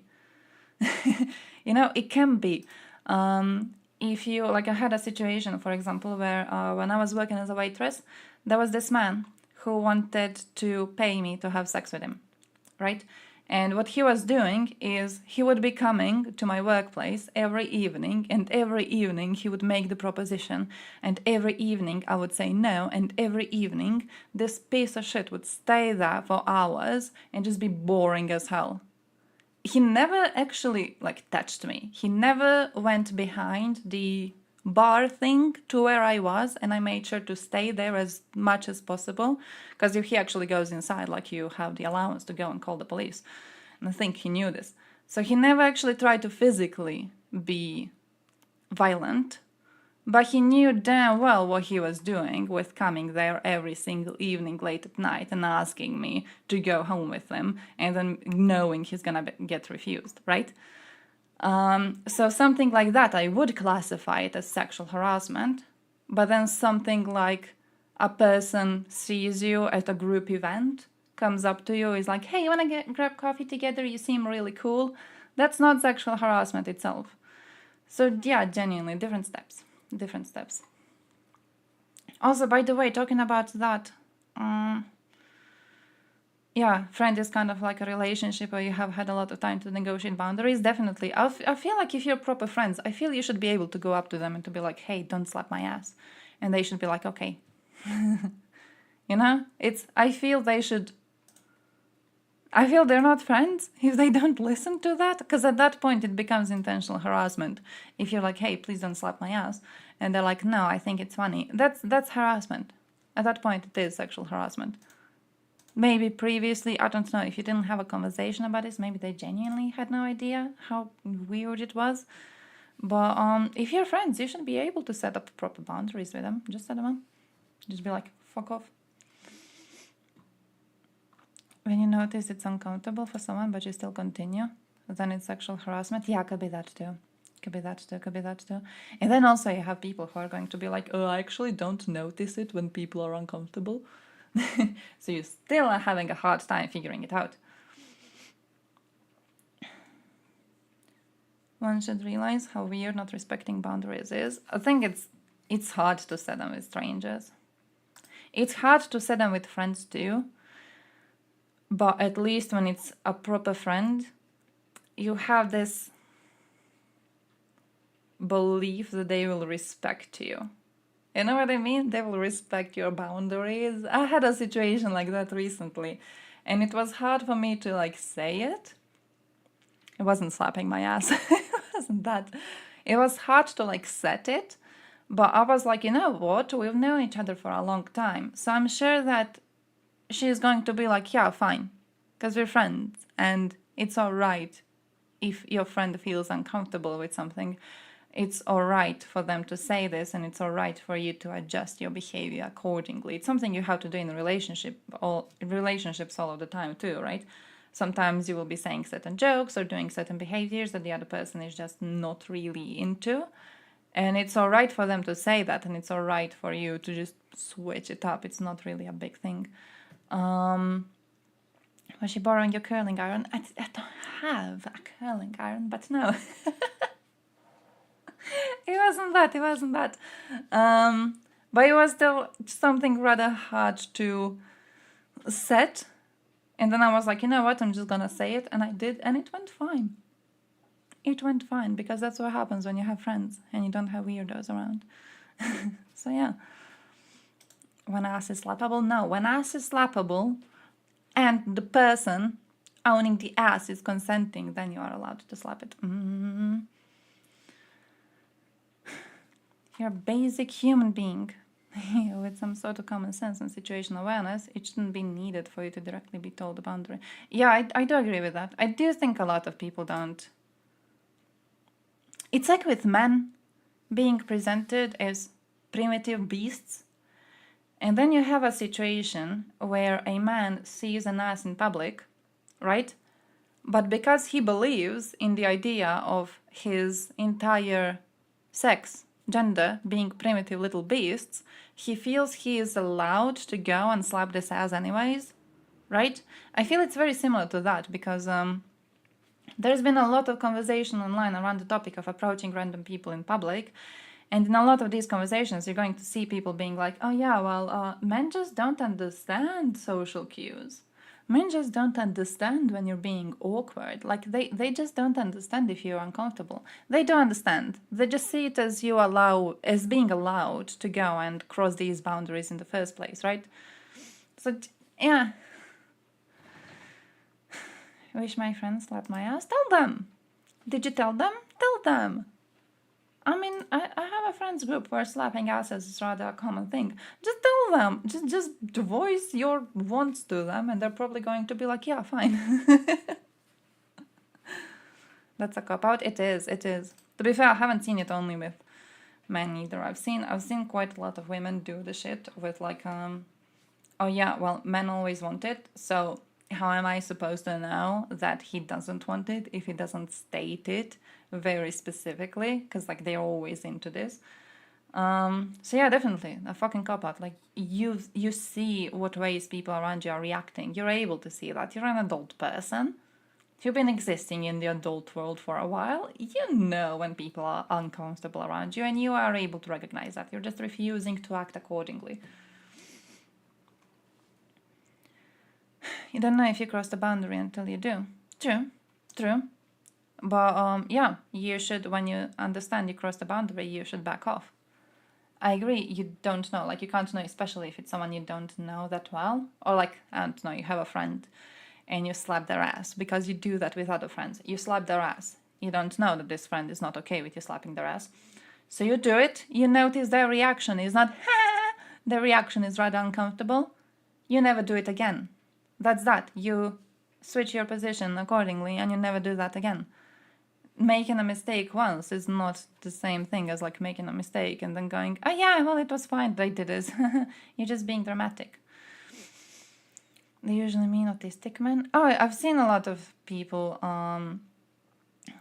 are autistic saying that they are having a harder time figuring out these signals. I still think it creates a situation where you are harassing someone. Like, even if you're genuinely unable to recognize the signals, you should be understanding that you are putting someone else in a position that is very uncomfortable to them and that you are harassing them. If you are unable to know whether you are genuinely harassing someone or not, you need to figure out ways to approach people that are putting them in a position where they can leave. Yeah, just like, yeah. Be aware, oh yeah, I tend to make people feel very uncomfortable. I either am going to learn some basic cues that make it known that a person is really, really into me, or I will do the thing with just not approaching random ass people in the public, because I'm unable to know if I'm harassing them or not, so I will just not do the thing, which is not a good thing to do in the first place. I'm not a supporter of approaching people in public. Random unknown people. I don't like the idea. I've had situations in bars specifically, being approached by random ass men. Man, it's a thing that's so stupid from the get-go. It's such a dumbass thing, because the only way to do it properly, the only way to not be a red flag, is to genuinely approach a person, making it known that you've seen them, you've seen the way that they look, and you want to have sex with them. And communicating something like that is very hard in a non-creepy matter. What you basically need to do is just wait for that person to notice you and then figure out if there's something when they notice your existence. And if there is not, you shouldn't approach anyways. But the only honest approach really is to be like, hey, you're really hot and I want to be sleeping with you. So many times you see it happen. It's an approach that is just inherently fake and riddled with illusions that a person made up about someone else. Like, I've had situations of men going, oh yeah, well, I'm looking for a nice wife to bring with me to Germany to have my kids and keep the house clean, and you seem like a girl who would be willing to do that. Like, from my physical looks, you've decided all of that. You know what that means? That means you have some issues. That means you have some issues. That means you have some fucking problems. Alright? That's what it means. You don't make up a whole storyline about someone based on the fact that you saw them one time in a bar. Ridiculous. So I'm not for approaches in public in the first place, genuinely. Unless like the person is making it really, really visible that they are as interested in you as you are in them. Like they're actively seeking out to make some sort of contact with you. I understand it then, but I don't understand it in this situation of just genuinely trying to find a relationship. The fuck are you doing? Don't believe that person was lying. I don't know, because he did have some problems, I learned later. He saw me. The age difference was also sick, all right? Because he was quite a lot older. He saw me with his brother, a lot younger brother. His brother was my age. We were both 16 at the time. He saw me with his brother, and then he asked his brother to get him my phone number, and then he texted me a whole litany, which was, yeah, I'm going to Germany soon, and I'm really looking for a good woman to be by my side, so I don't have to come home to an empty house. Da, da, da, da. Bro, you saw me? That's that? Made up a whole little thing about me wanting to be a little housewife, to be bringing kids to the world. That's mental issues. That's mental issues. That's fucking deranged. But you see that in clubs very, very often. And I feel you see that in public also very, very often too. Because I've experienced it mostly from men with like very problematic age gaps, let's say it, in coffee shops. So I think it has created a rather negative view I have on it when it comes to that. I do know of other women in my social group who had the experience with people who were not as much older than they were. But it's also a weird situation, like someone sees you at a coffee shop and they're like, hey, I want to like buy you coffee because you seem so sweet and you seem so good and you seem like such a nice person and I would love to be meeting you. You just saw a woman chilling around. You don't know if she's sweet, you don't know if she's good, you made up a whole stupid storyline. You're just a dumbass. I don't even know if I would consider it to be a harassment, but I would consider it to be stupidity. The fuck are you doing making up storylines about strangers? What do I want to click on?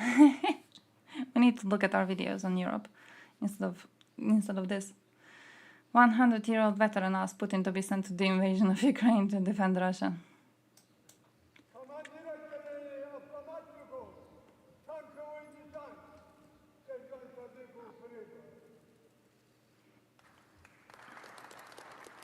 Bro, look at how many medals this dude has.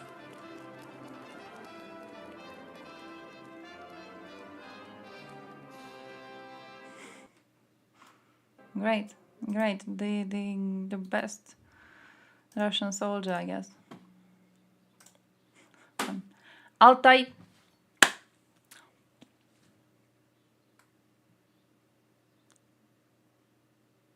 Shit, I saw the news on this.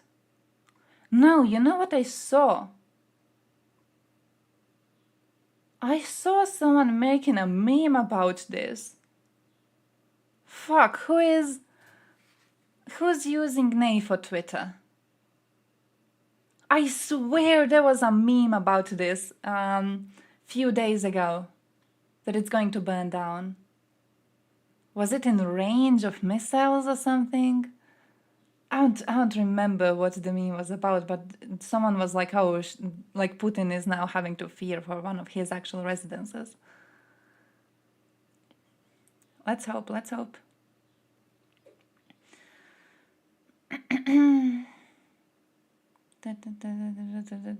No traces of processing on the frames.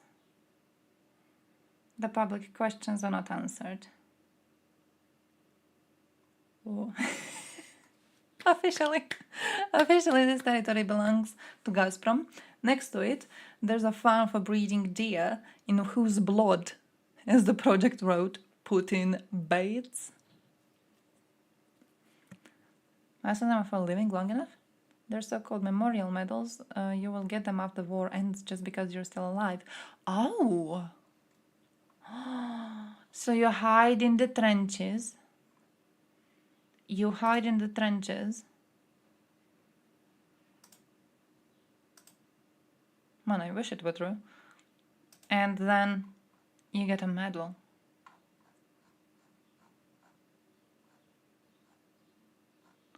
Do you do the thing Do you think they can do the thing that Croatian defenders did? We are a very corrupt country. We have a lot of people who have gotten the benefits after the war, but they weren't actually participating in warfare. Like, I have a family friend, a relative, I don't know what he is, but listen, he got the pension for defenders of the Croatian state.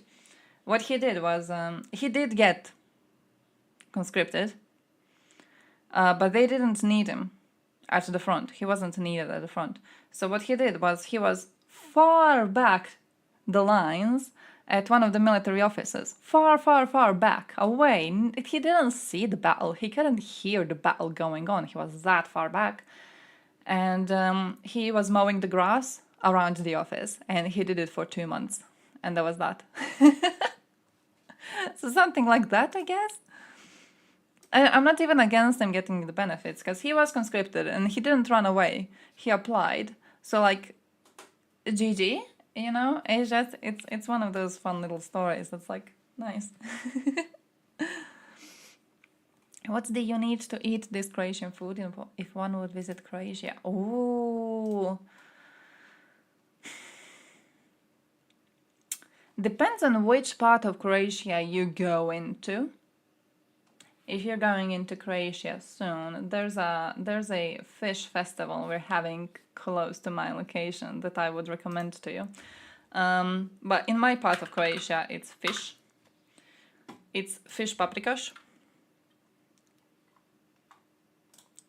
Looking like this, but more red usually, because when they make it for newspaper editions, they always make it to look like some pussy ass food. It's cooked in these types of things, and it's really, really good, genuinely. So they have this. They also have this. This is also a big, big thing in the area. It's, the fuck is sharan in English? Sharan. Carp. It's carp. It's just prepared like that.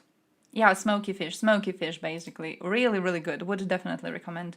I've been eating this like since forever, so I didn't know how uncommon it is in other parts of Balkans, but apparently it's not a very known thing in a lot of places. Apparently, you know, it's mostly a rural thing, not really very often made. But I would definitely recommend if you can go and get one of these. Yeah, we have fish festivals. The one that we will be having is a competition in making this food. But we also have another one locally, which is, it's these types of fish. So this is like continental Croatia fish preparing. And then you have the seaside Croatia fish preparing. And we have a festival that is a fish festival. And it's both of these jumbled up. So you can go to the festival and you can just try fish in a bunch of different forms. Right? So it's really, really cool. It's really fun. So something like that is very, very famous and very, very well known. Yeah, would recommend. 10 out of 10, genuinely. 40 years of the armed forces of the USSR. Oh, so you survived for 40 years.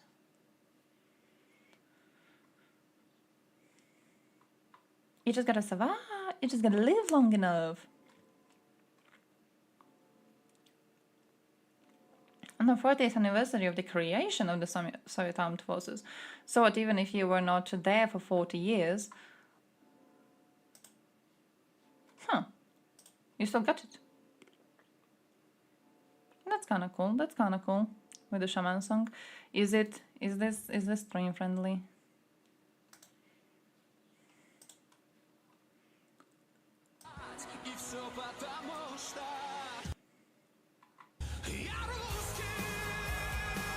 I don't know if it's stream friendly. I don't know. Like it is, but also I don't know. Cruel, but good song choice. Good song choice. They should put that song choice on every single one of them. The dog and no. Hey, by the way, talking about Yaruski. Where the fuck is my... Apparently, Apparently, lots of Russians are salty, but I need to find the man posting this. The one who analyzes footage. You know the one I mean. You know the one I mean. Andrew. He found a screenshot of Russians trying to attack Ukrainian troops in some really, really famous trench. Famous. I say famous trench in a way that should make it obvious. It's a famous trench to map nerds. It's not a famous trench to anyone else. Like, he made a jokey post about him, like, ha ha ha, lots of people are angry about this. And I was like, what? There's some planes, and then there's some people there, and then there's some trees. What are people angry about, my dude? Like, oh, what's the screenshot from?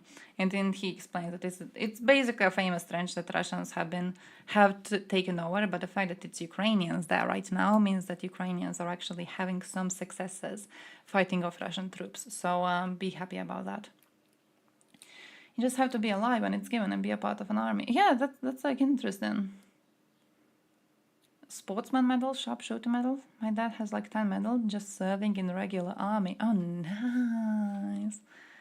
Yeah, Americans, but you don't see me making songs. Well, make them. Maybe that's the problem. That's why Russians have so many patriots and you people do not. Because you don't make little songs. You don't make songs about them. Go and make songs about them.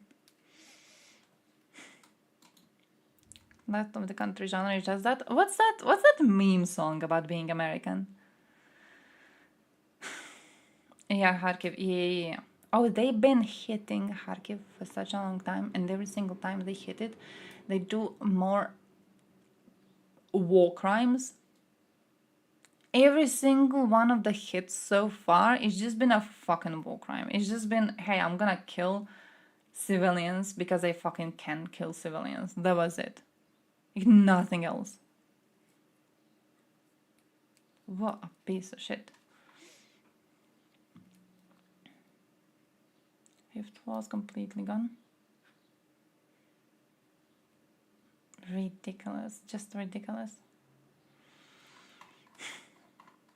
Yeah, let's hope that with being allowed to hit Russian territory now, something fucking changes. Alright? Something fucking changes. I wasn't talking about that one. There's definitely one, but it's more of a meme song about hey, America, fuck yeah, that one, thank you. That one. I was thinking of that one. Yeah, you guys have that one. You guys have that one, and it's better than your Ruski. Here he is. This dude. Look at this, by the way. Look at this, look at this, look at this, look at this. Ho, ho, ho. Where's the screenshot? And somewhere here. He posted it like today, I think. I think it's part of this thread. Yeah. Triggering emotions in some people. The emotions are salty because Ukrainians are in a really famous range. They managed to go a bit deeper. That's the point. That's the point of the fucking screenshot. Far Cry 4 or 5 meme game song. Oh, it's a meme one. I mean, USA is a meme, so it counts. Hitting Russian territory with NATO weapons. True. Okay, proper. They have been hitting it previously with Ukrainian-owned domestic production. And now they're allowed to hit it with NATO weapons. So that's good. That's good. I saw someone make a meme. Was it Anastasia? Did I click out of her? Came out like decades ago, but it's a perfect representation of American patriotism. So I feel like people really don't need anything else. You know, I don't really think you need anything else. It wasn't her who posted it. Someone made a meme which was like, was it USA that said that Ukrainians are allowed to only hit Russian weapons that are trying to hit Kharkiv? And someone made a meme where like the entire Ukraine is called Kharkiv.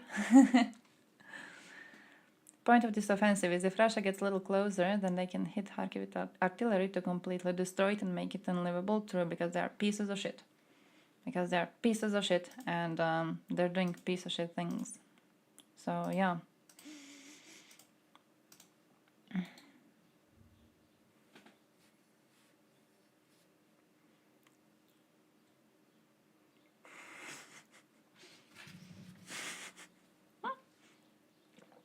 kind of looking like Grisha. What's up with Grisha? Grisha, no, I don't want to know what's up with Grisha. I saw someone posted him recently. What was he doing?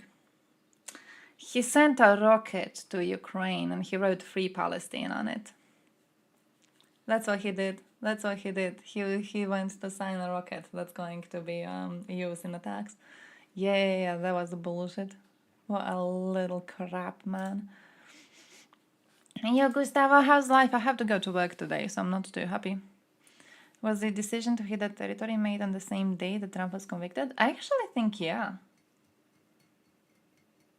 I think yeah. Or like yesterday? I'm not even sure completely, to be honest. Swedes and Brits said they can. US had some reservations. Yeah. US... Wait, can we find the news on this?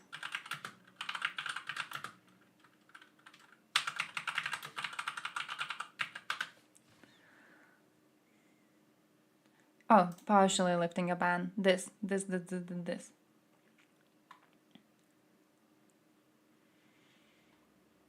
Dun.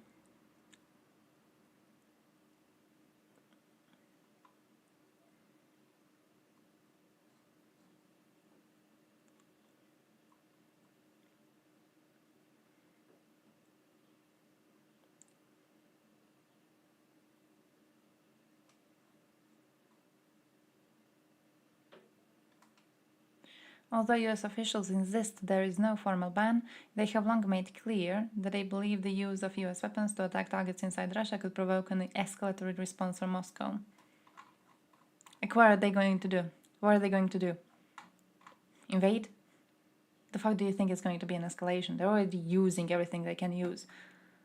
Does USA believe in, like, basements under Kremlin full of Russian new tanks? Remember when that was going on for a while? That Russia isn't even sending their troops into battle yet. When they start sending their secret stash of tanks, then, you know, they're actually going to reach Kyiv in 2 days. You remember that? It feels like USA is believing in that. Because what escalation? The fuck do you think they could be doing more? What escalation? They're already doing war crimes left and right. What do you think they could be doing more?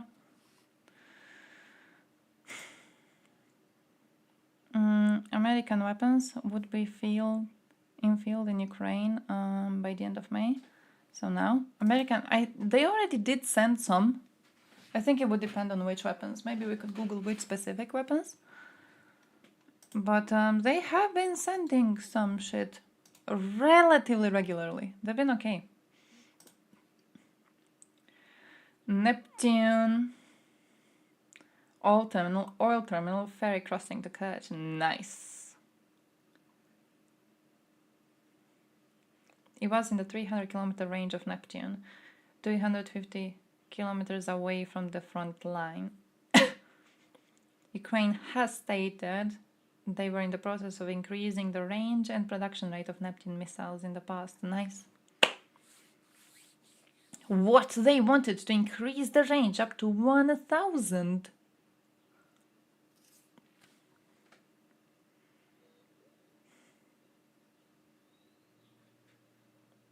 The source is Ukrainian General Staff. Nice. Nice. Oh, nice. That looks nice. Limit escalation. Going towards us. Oh, that. But like you have NATO. Just blast them in the ass and that's that. Oh, secretly. Yeah, I saw this. I don't know. Yeah? Was really? I saw someone writing about this and I was like, I don't know. Secretly? Genuinely? Can you even do that? Like, him? Or was it a secret decision by anyone else? The administration?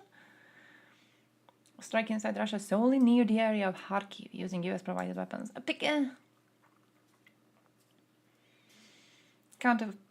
Counter-fire purpose in Kharkiv, so Ukraine can hit back at Russian forces hitting them or preparing to hit them. I'm feeling... Hey, thank you for the BTs, Valila, thank you. I'm feeling it should be rather easy to just hit all of them, because they all are presenting a threat to entire Ukraine, including Kharkiv. So I'm feeling they should just be able to hit every single one of them. Yeah, I'm feeling every single one. By the way, everyone thinks Sweden. Was it Sweden the first country that officially made it clear that Ukraine can use their weapons to strike inside Russia? Everyone say thank you, Sweden, for going balls deep and pushing for this change in opinions to be made. Ooh.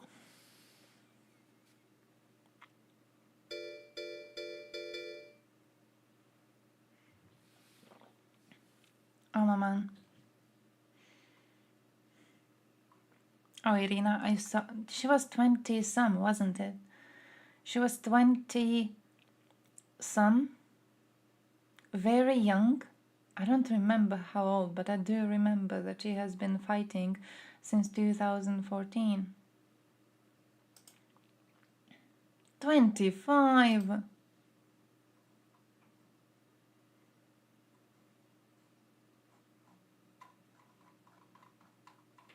So yeah, thank you, Sweden. Thank you, Sweden. Thank you, Sweden, very much. I don't even know what Sweden sends, so we could be using them inside Russia. But thank you, Sweden, anyways. Need permission to strike Russian war objects on Russian territory? Absolutely. Absolutely. And they're getting it, so I'm happy to see that. Look at the trending shit. Look at Trump. Look at my man Trump. Not looking good for the right-wingers. What isn't? What isn't? What isn't? What isn't? Wait, where was I? Did we finish our video? We didn't finish our video. I have to finish my video, my dudes. But let me see the news, by the way. Let me see the news. Make Croatia great again. Don't make Croatia great again. Every single right-wing. Every single right-wing party in Croatia, especially far-right party, is harmful to Croatia. Every single one. We have to. Both of them are trash. Both of them are trash. Both of them should not be existing. They are horrible for Croatia. It's the false nationalism. You know what's nationalism for stupid people? Far right is nationalism for stupid people. MEP made a Threads joke about this. MEP assistant published this. Let me show you.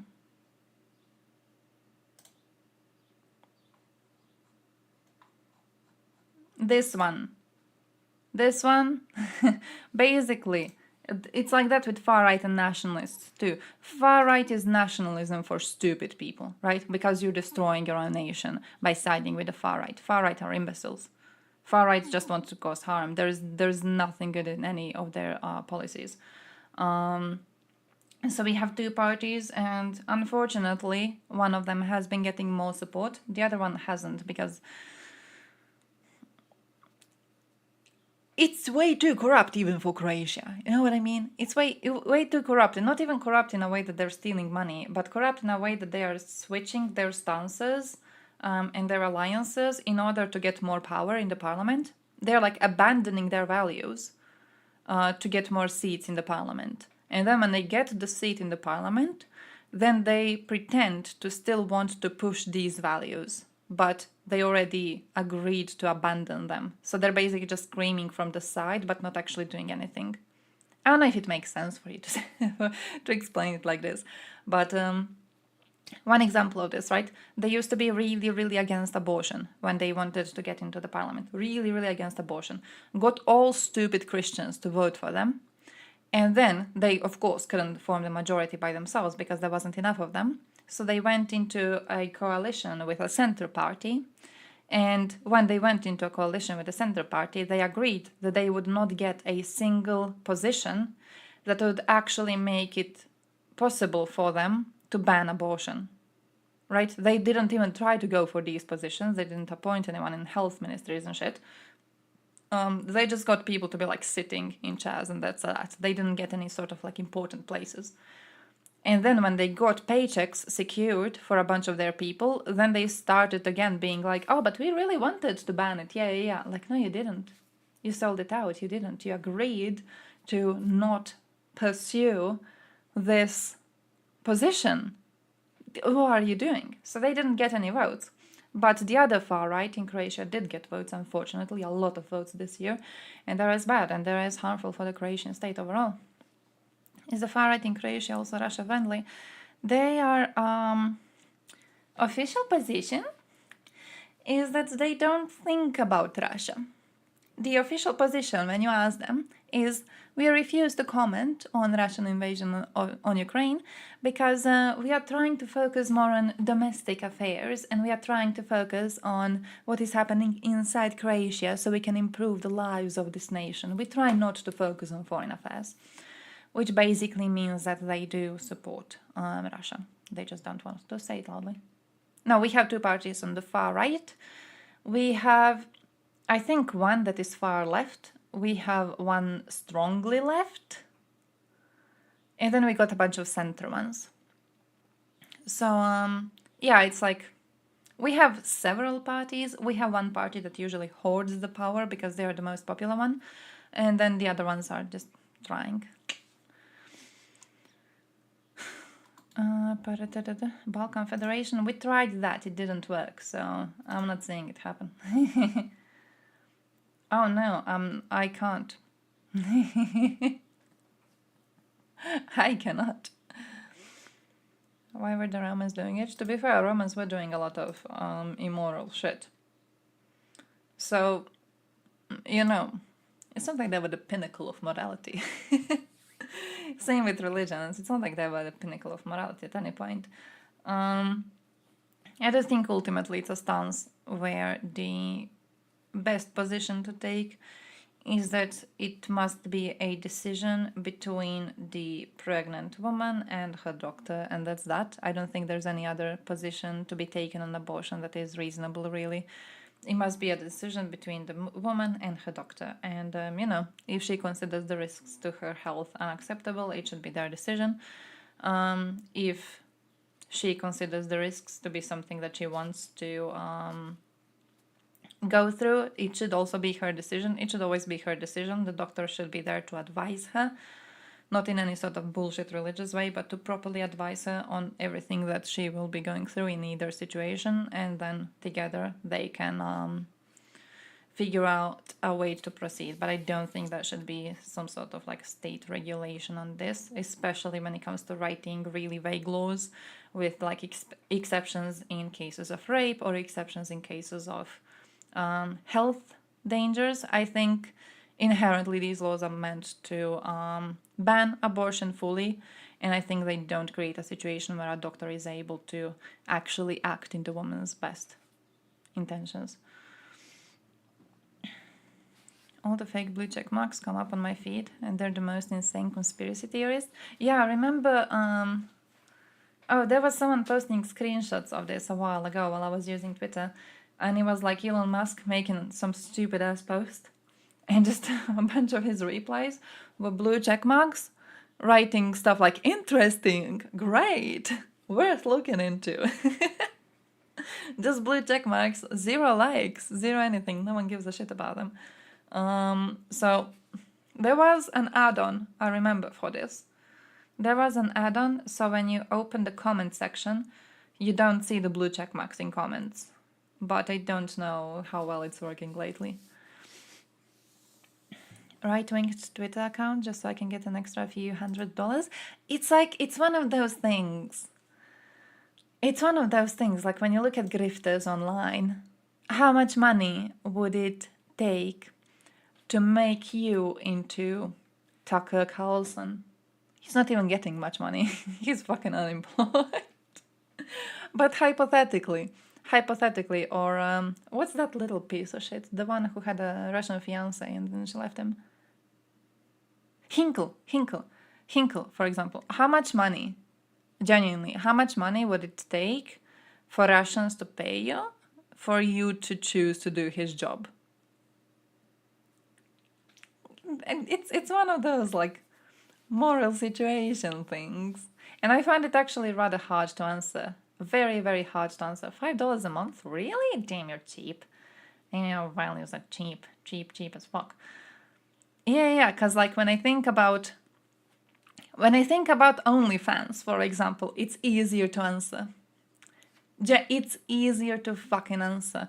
Like, if I had to figure out how much money I would need to be paid in order to open an OnlyFans account, I think I can place it as like a few thousand. But when it comes to like how much money would you need to be getting to do something that Hinkle does, I don't know. I feel like morally, I genuinely couldn't. Morally, I don't know. 600, really? I feel I would rather do a day job that I'm doing right now for 600. Like I would be less harmful to society doing retail than doing what Hinkle's doing. For 600, I wouldn't. For 600, I wouldn't. Definitely.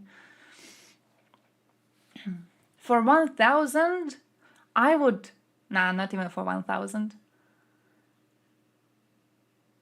How much money to like live actually very comfortably? Let's say 5. For 5,000, I would open an OnlyFans. If I knew I was getting 5,000 a month. But like, for 5,000, I don't think I would do what Hinkle's doing. That's just, oh my man, dirt, ew, disgusting. Yeah, imagine defending Russia like they live. I couldn't. Morally, I would rather be fucked in the ass for the world to see. That would be easier. That would be less morally fucked up. Genuinely. Like, I don't know. I couldn't.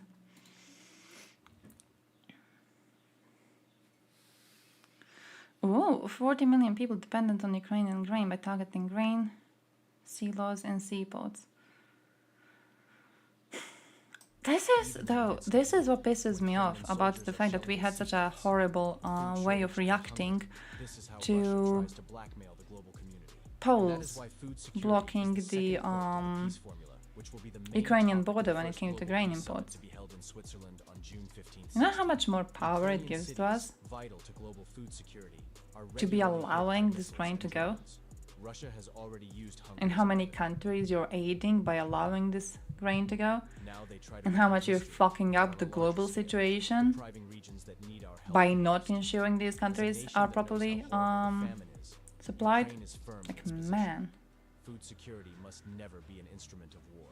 The peace formula aims to restore Ukraine's control over the Black and the Azov seas, allowing free and safe food exports. This way it protects the interests of every human being and must be implemented now. Man.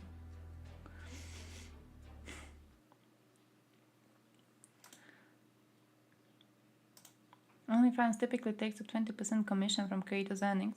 So I wouldn't be getting 5,000 euros. I would be getting... No, not... I mean, actually, you can live well in Croatia with 1,000 realistically, so... Really what I'm saying is that if it was an amount of money that would make sure that I never have to think about paying a bill again, I'd be GG with it. Like, I would be able to pay my bills, my family's bills. I would be able to pay the bills of a bunch of people around me. I would be GG with that. I would be GG with that. In the case of opening an OnlyFans, not in the case of going around and, yeah, being actually harmful.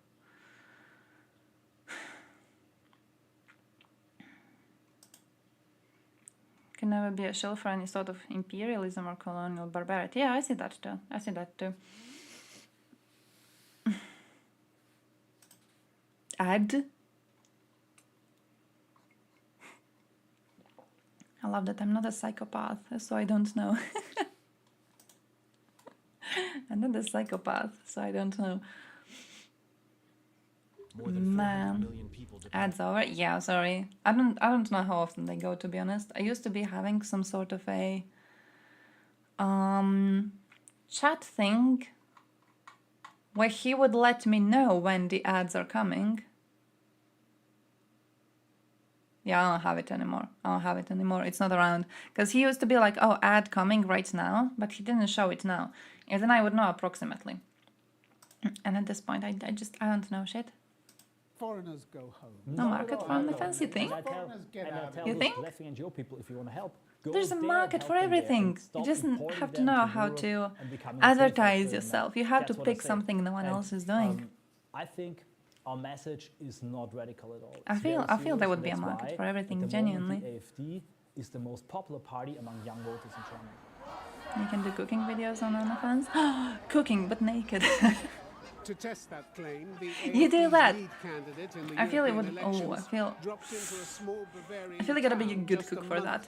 I feel that you gotta actually be a very good cook for that because like I don't know. It feels like if I were doing cooking naked. Image is crucial. The fancy sports car driven in, out, and in again in case the cameras missed it first time round. The models for decoration. I'd need certain health treatments regularly. Sleepers, are you late to the stream? How are you doing? There's a market for everything? Yeah, there's a market for every single thing that exists. You just gotta figure it out. 260 million a year. What's that? Dollars? 260 million a year. See, for that amount of money, I would open it. I would actually open it. Only facts, they talking politics in a bathtub. Yeah, see, that too. Like a pool little thing. Are there any dudes doing pool streams? Maybe they're not. So you could do that. Why wouldn't you do that? Just like do pool streams. I wanted to do pool streams with politics for a while.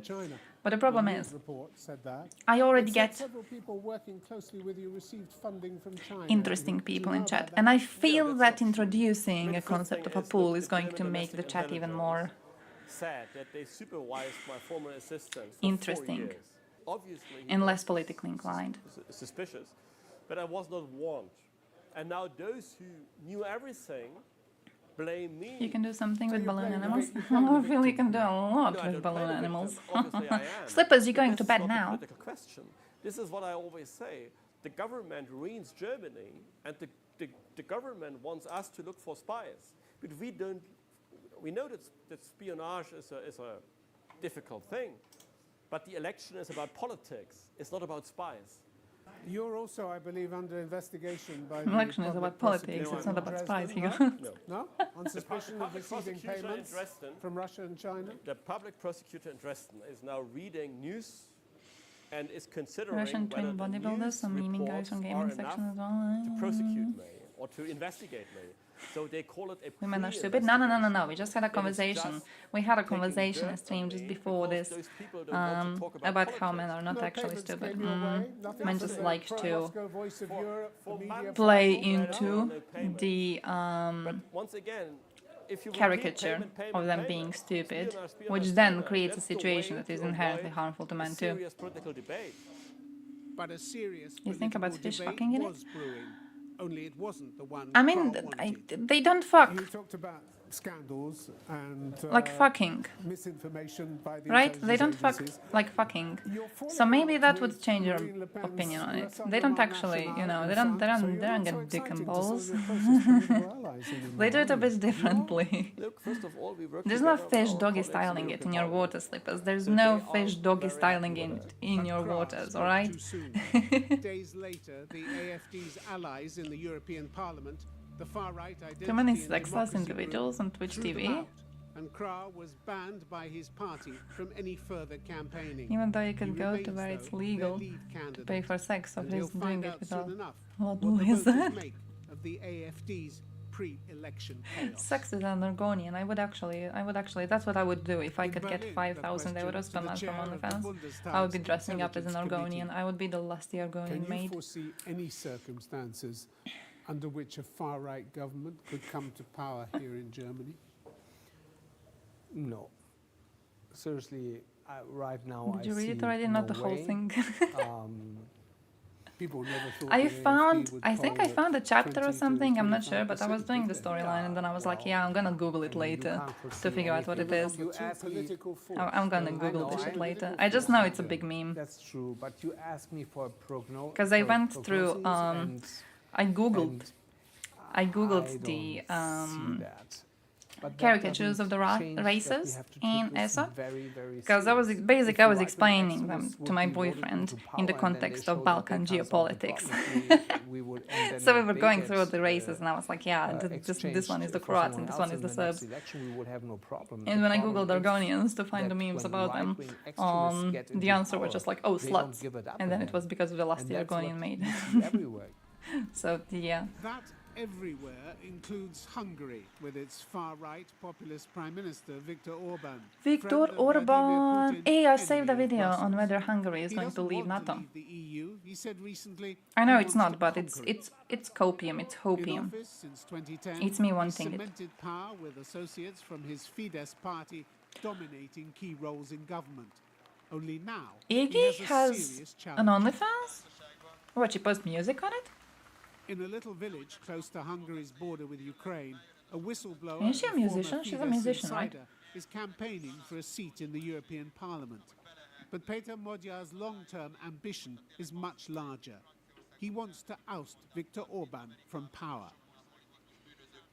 Oh, It's not good an luck easy with job that. to win supporters Need to keep out here. the financial The rural situation. areas are a stronghold for Orban. The only issue But is a which country do you turnout even bother this to size keep on a tabs rainy on? day is still an achievement. And in the cities, Germany. Modyar knows he's bringing in crowds and telling them Because we what all they rely want on to Germany.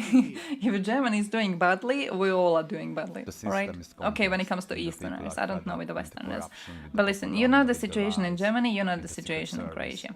So it's quite a good If regime. Germany is But doing I badly, still they're not think, and sending I'm us quite tourists. sure that We're in fucked. that moment it's If Germany is possible not to opening defeat new the factories, Viktor our people Orban. don't have a place to work in, Modyar we're speaks fucked, publicly alright? So about like, you don't government need to pay interference attention in to a us, pay judicial attention to case, Germany. and You he know how does it's so in with Germany, you some know how it's in authority. Bosnia too. He was married to the previous justice minister. So, yeah, currently Germany, really.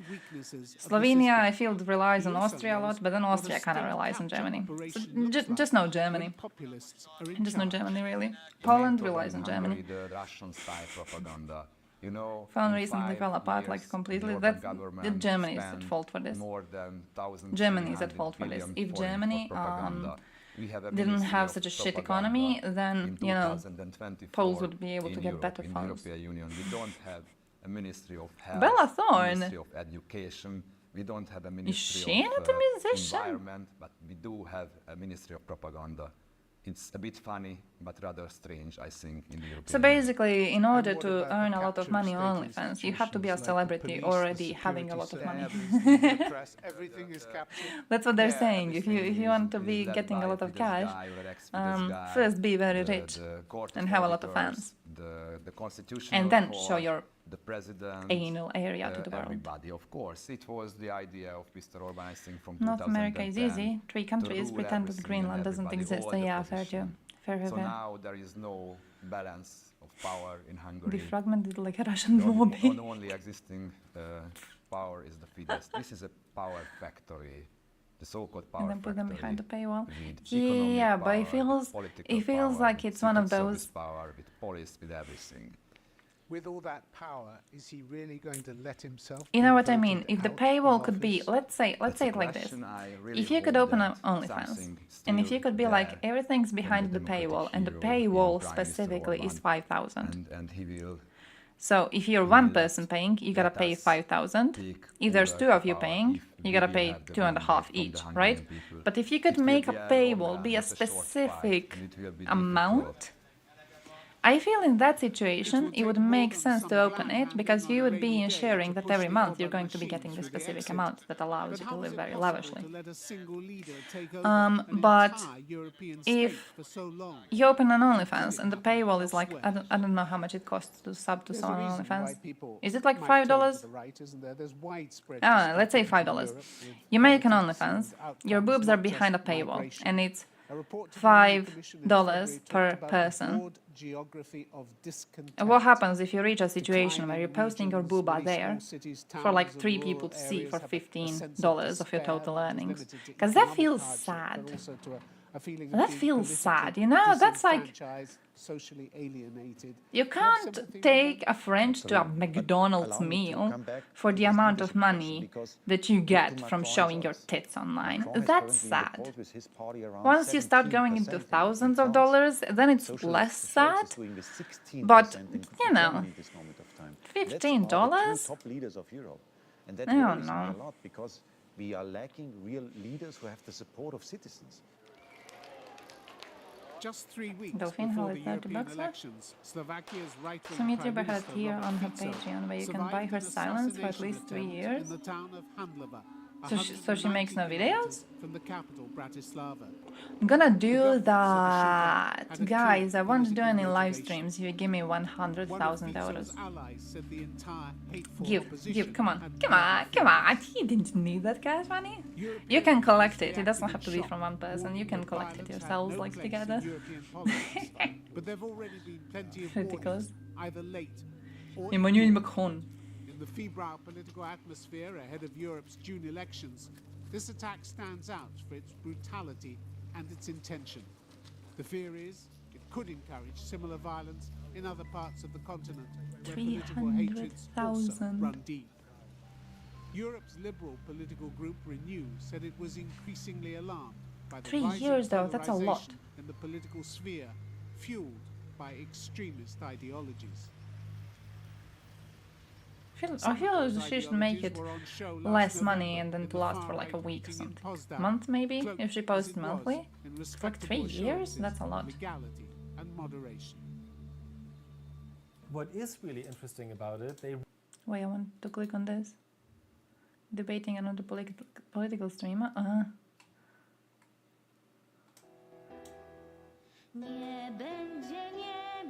You know what's a problem?